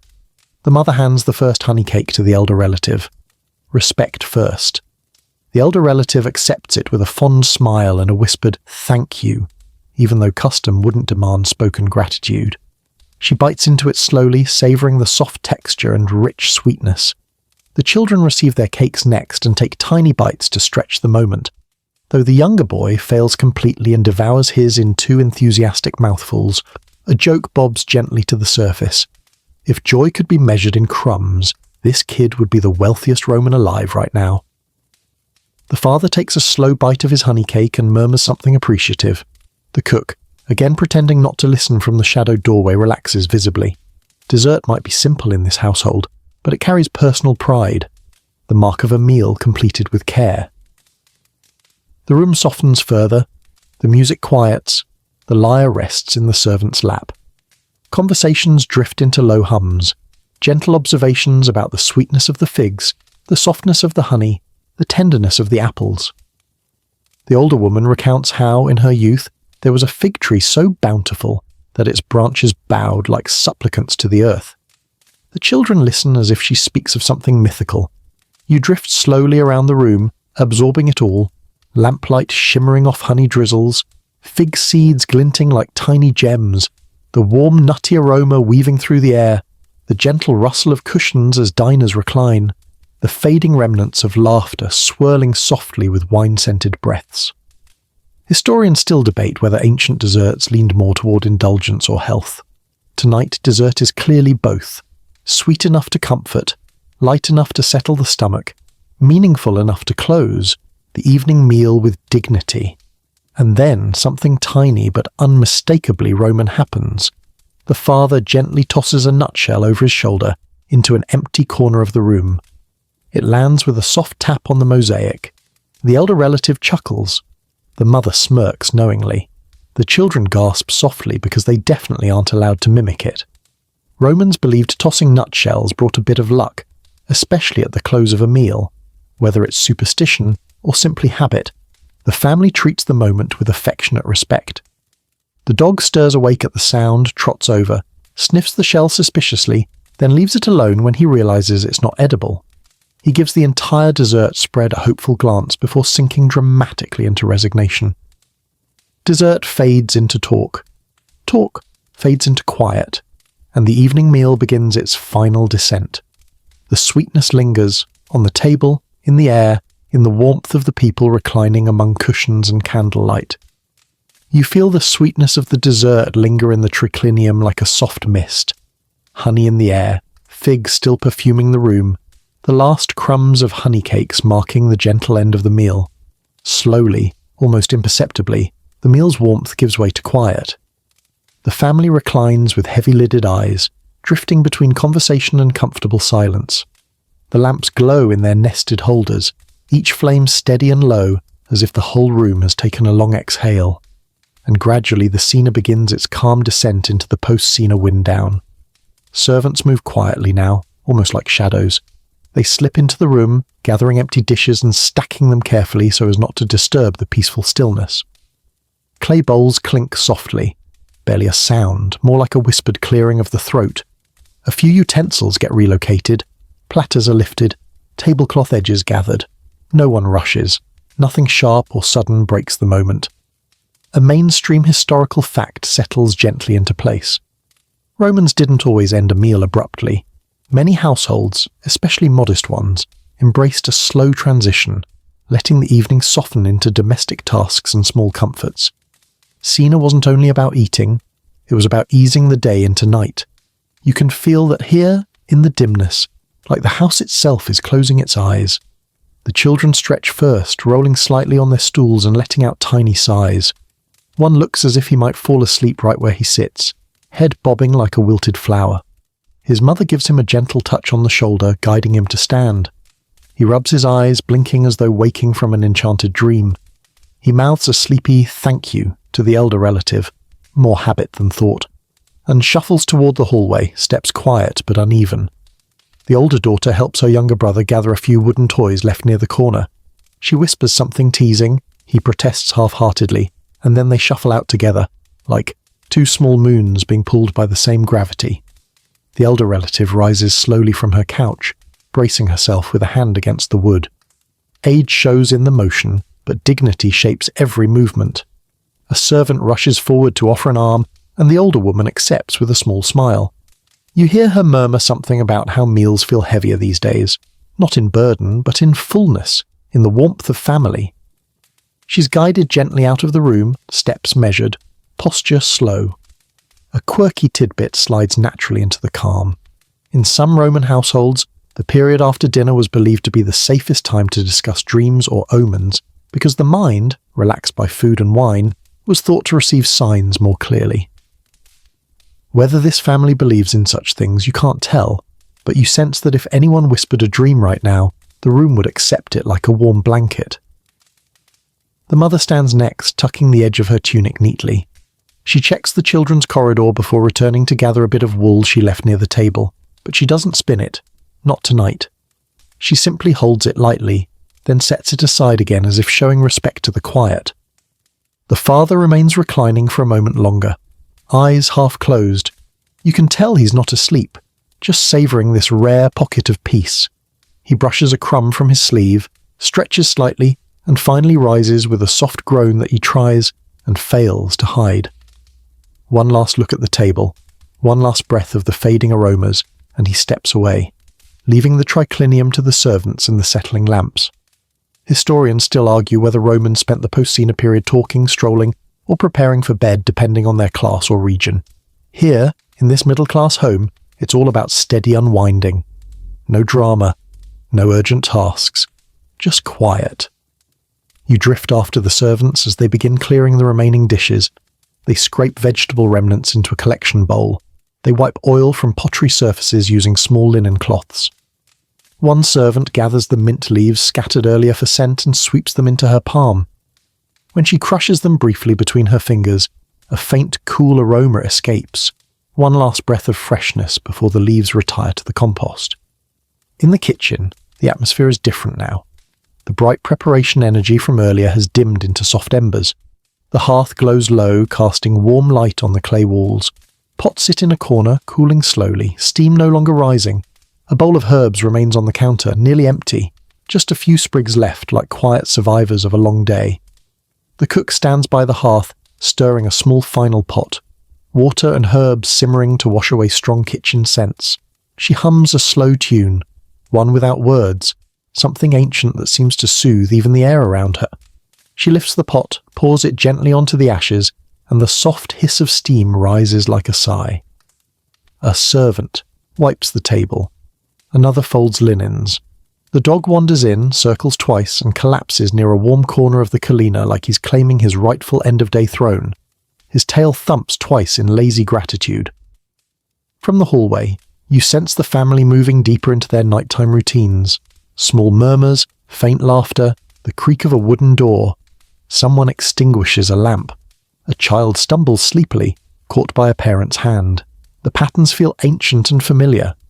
You drift near the doorway and listen to the mother remind the younger boy to wash his face. He answers with the soft groan of a child whose soul has temporarily left his body. The father chuckles quietly. The elder relative asks for her cushion to be adjusted. A servant fetches her a warm cloth for her hands. Tiny, tender human rituals fill the halls. The house grows quieter still. The triclinium lights dim. The fragrances fade. The floors cool. And with each passing moment the domus enters the gentlest part of its daily rhythm, a slow settling of bodies, thoughts, and breath. The day's final warmth dissolves. The night begins whispering at the edges, and the household slips, softly, naturally toward rest. You drift deeper into the quiet house as evening presses itself gently against the walls, washing the domus in a soft, dusky calm. The sounds of the Cena have dissolved almost completely now. Only faint echoes remain, the distant clink of pottery being stacked, a child's yawn from down the hall, the muffled whisper of conversation between parents preparing the younger ones for bed. The air grows cooler, the shadows grow longer, and now you find yourself pulled, almost magnetically, toward the warm, dim glow, still pulsing softly from the kitchen, the nighttime embers of the Roman colina. As you slip inside, the room feels like the last glowing coal of the entire house. Everything is slower here. Everything is softer. The heat that roared during the afternoon meal has mellowed into a gentle, living warmth, like a giant hearth breath sighing itself into sleep. A single oil lamp burns on a small ledge, its flame tiny and steady. It illuminates the cook and her assistants as they move quietly through their final tasks. Pots sit neatly in rows, their bottoms still carrying the dark smudges of the day's cooking. Clay bowls are stacked, waiting to be washed in the morning. Wooden spoons lie next to a mortar dusted with dried herbs. Everything smells faintly of coriander, mint, warm grain, and cooling embers. A mainstream historical fact settles naturally into the atmosphere. Roman kitchens rarely kept roaring fires overnight. Too dangerous, too wasteful. Instead, they preserved the embers, banking them carefully under ashes so that the morning could begin without striking a brand new fire. Fire-starting tools existed, but maintaining coals was faster, safer, and considered good household stewardship. Watching the cook tend the embers now feels like witnessing the heartbeat of the house preparing to sleep. She kneels at the hearth and gently stirs the ashes with a bronze poker. Soft grey dust lifts into the air like a faint mist. Red-orange embers glow beneath, alive but subdued. She covers them slowly with fresh ashes, burying them tenderly, leaving just enough exposure to keep warmth alive until morning. It's a quiet ritual, half practicality, half devotion. A quirky tidbit surfaces as you watch her work. Some Romans believed that embers carried protective power, and so they never let the hearth go fully cold if they could avoid it. A sleeping ember meant the household spirits, the lares, had something to watch over. A cold hearth, by contrast, was considered unlucky or unsettling. As the cook pats the ashes into a soft mound, you see the superstition, the tradition, and the practicality woven seamlessly together. Behind her, a young assistant rinses the last of the plates in a shallow basin. She scrubs each one with a piece of rough cloth, then wipes it dry with linen. Her movements are slow but skilled, shaped by countless evenings just like this one. She hums softly, a low repetitive tune that almost merges with the crackle of cooling embers. The sound makes the whole kitchen feel like it's exhaling. Historians still argue whether enslaved household cooks had any moments of peace during their long days, or whether rest periods were few and fragmented. Watching these women now, shoulders relaxing, the room dimming, the work winding down, you sense that this hour at least belongs to them in a quiet way. Not freedom, not leisure, but calm. A soft, almost sacred calm. You drift toward a workbench where a few ingredients for the next day have already been set aside. A small pile of barley, a bunch of herbs wrapped neatly in linen, a little jar of oil, a bundle of leeks tied with fibre twine. Preparation for tomorrow begins before tonight has fully ended. Roman households embraced continuity, not abrupt transitions. The kitchen is the centre of that rhythmic loop. The cook checks the rising bread dough one last time. It sits in a covered bowl near the slowly fading heat.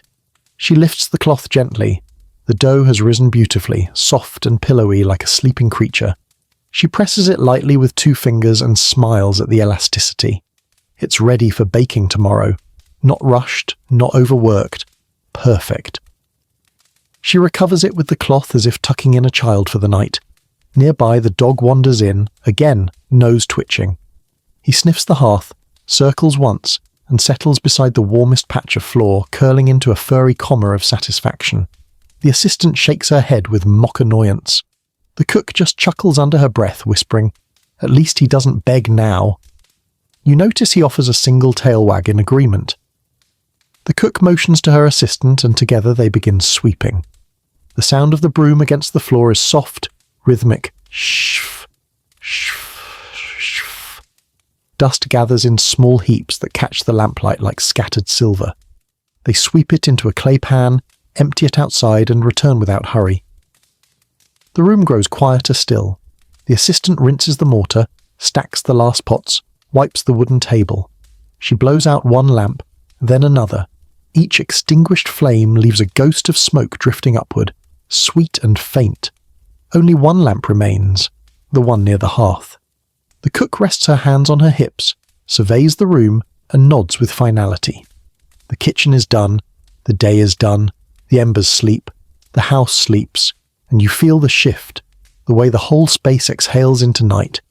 You linger a moment longer as the 2 women step out of the kitchen. The dog lifts his head briefly, then closes his eyes again. The embers glow silently beneath their soft blanket of ash. The last lamp flickers low, tiny flame dancing as if waving goodnight. And like that, the kitchen, the beating heart of the Roman household, sinks gently into the darkness with a warmth that will last until sunrise. You drift away from the quiet Colina, leaving behind the soft glow of the last embers, the sleepy dog curled in the corner, and the scent of cooling herbs dissolving gently into the night air. The domus feels different now, lighter, slower, wrapped in a kind of velvety silence that only arrives once every chore has been tended to and every voice has softened into rest. This is the final phase of the Roman household's day, the moment when life folds inward, and you too prepare to slip out of this ancient world. The hallway is almost completely dark now. Only a few lamps remain lit, their flames small and steady, casting warm halos that reach just far enough for safe passage. The shadows in the corners feel deeper, quieter, elongated across the floor like sleeping animals. The walls, painted with mythic figures earlier dancing in lamplight, now stand still and calm, as though even the gods themselves have retired for the night. A mainstream historical fact settles into place. For most Romans, nighttime was considered a vulnerable, private, almost sacred period. Without modern lighting or bustling nightlife, households retreated into themselves. Doors were barred, candles extinguished, and the night belonged to rest, reflection, and silence. Even the city beyond, the noise of carts, vendors, and animals slowed into something resembling a collective exhale. You pass by the children's rooms first. The younger ones have surrendered fully to sleep, sprawled in those unself-conscious positions that only exhausted children can manage. One lies curled on his side, cheek pressed into the pillow. Another clutches a wooden toy, its wheel slightly chipped, held tight against her chest. Their breathing is soft, steady, a lullaby in itself. Someone has placed blankets carefully over them, tucking the folds neatly but gently. The mother checks on them one last time, lifting a blanket corner to ensure a small foot is covered. She brushes a stray hair from her daughter's forehead, then presses a brief kiss, barely a whisper, onto her son's temple, before stepping out and closing the curtain. She doesn't speak, but every gesture radiates tenderness. Down the hall, the elder relative sits on the edge of her bed as a servant rubs a little warm oil onto her hands, an old Roman practice to soothe joints aching from age. Her fingers look tired but peaceful. The servant helps her settle under a blanket and tucks a small pillow behind her back. The older woman murmurs something soft, "Thank you," or maybe just good night, and the servant bows her head before slipping into the corridor. A quirky tidbit slides quietly into the scene.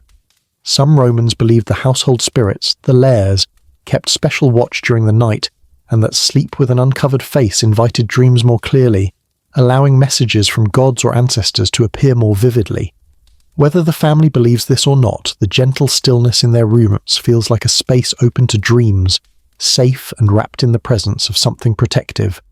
You pass the parents' room next. The father is already lying, down, stretching his limbs carefully across the modest bedding. The mother sits beside him, removing a bronze hairpin before loosening her braids. They exchange a few soft words about the day, nothing significant, just tiny threads of connection. The sweetness of the figs, the way the boy fell asleep mid-sentence, the pleasant surprise of having fresh bread earlier than expected. Their voices drift like soft wind.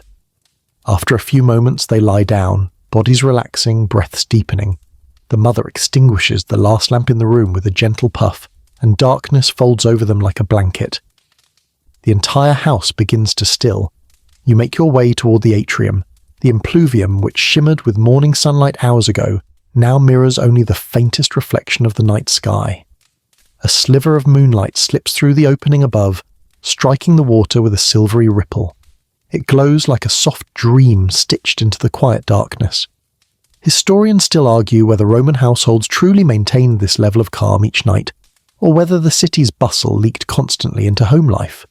But right now, in this domus, silence holds everything with gentle certainty. The walls seem to breathe in unison. Even the breezes from the peristyle garden move quietly, brushing the leaves with a soft rustle like the faintest whisper. You drift toward the front door.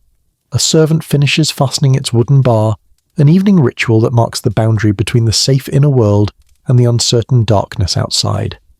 She checks the latch twice, then steps back, satisfied. With that last gesture, the household is fully sealed for the night. The house stands in serene stillness. All tasks completed, all embers cooling slowly, all voices quiet. You take one last, long drift through the halls. The familiar scents linger: olive oil, herbs, wine, warm linens, and blend into something soft and comforting, something that feels like home even across centuries. And then you find yourself standing where you began, at the heart of the household, the atrium, the place that witnessed the first rustlings of dawn and now holds the last whispers of night. The moonlight falls gently across the floor mosaic. The water in the impluvium glimmers faintly, and the Roman household sleeps in quiet harmony. The day's meals, morning bread, midday prandium, evening cena, fade into memory. The work, the laughter, the warmth, the flavors, all drift into the soft embrace of night. You let the final image settle deep into your senses, because soon you'll be slipping out of this house, out of ancient Rome, back to your own quiet night, but not quite yet. Let yourself settle now, slowly, gently, as the domus around you sinks deeper into sleep. The last glowing ember in the kitchen dims under its blanket of ash, fading into a soft, steady warmth that will wait quietly until morning. The lamplight in the hall flickers once, twice, then steadies into a calm, golden whisper. Even the night air feels softer here, drifting through the courtyard in long, quiet breaths.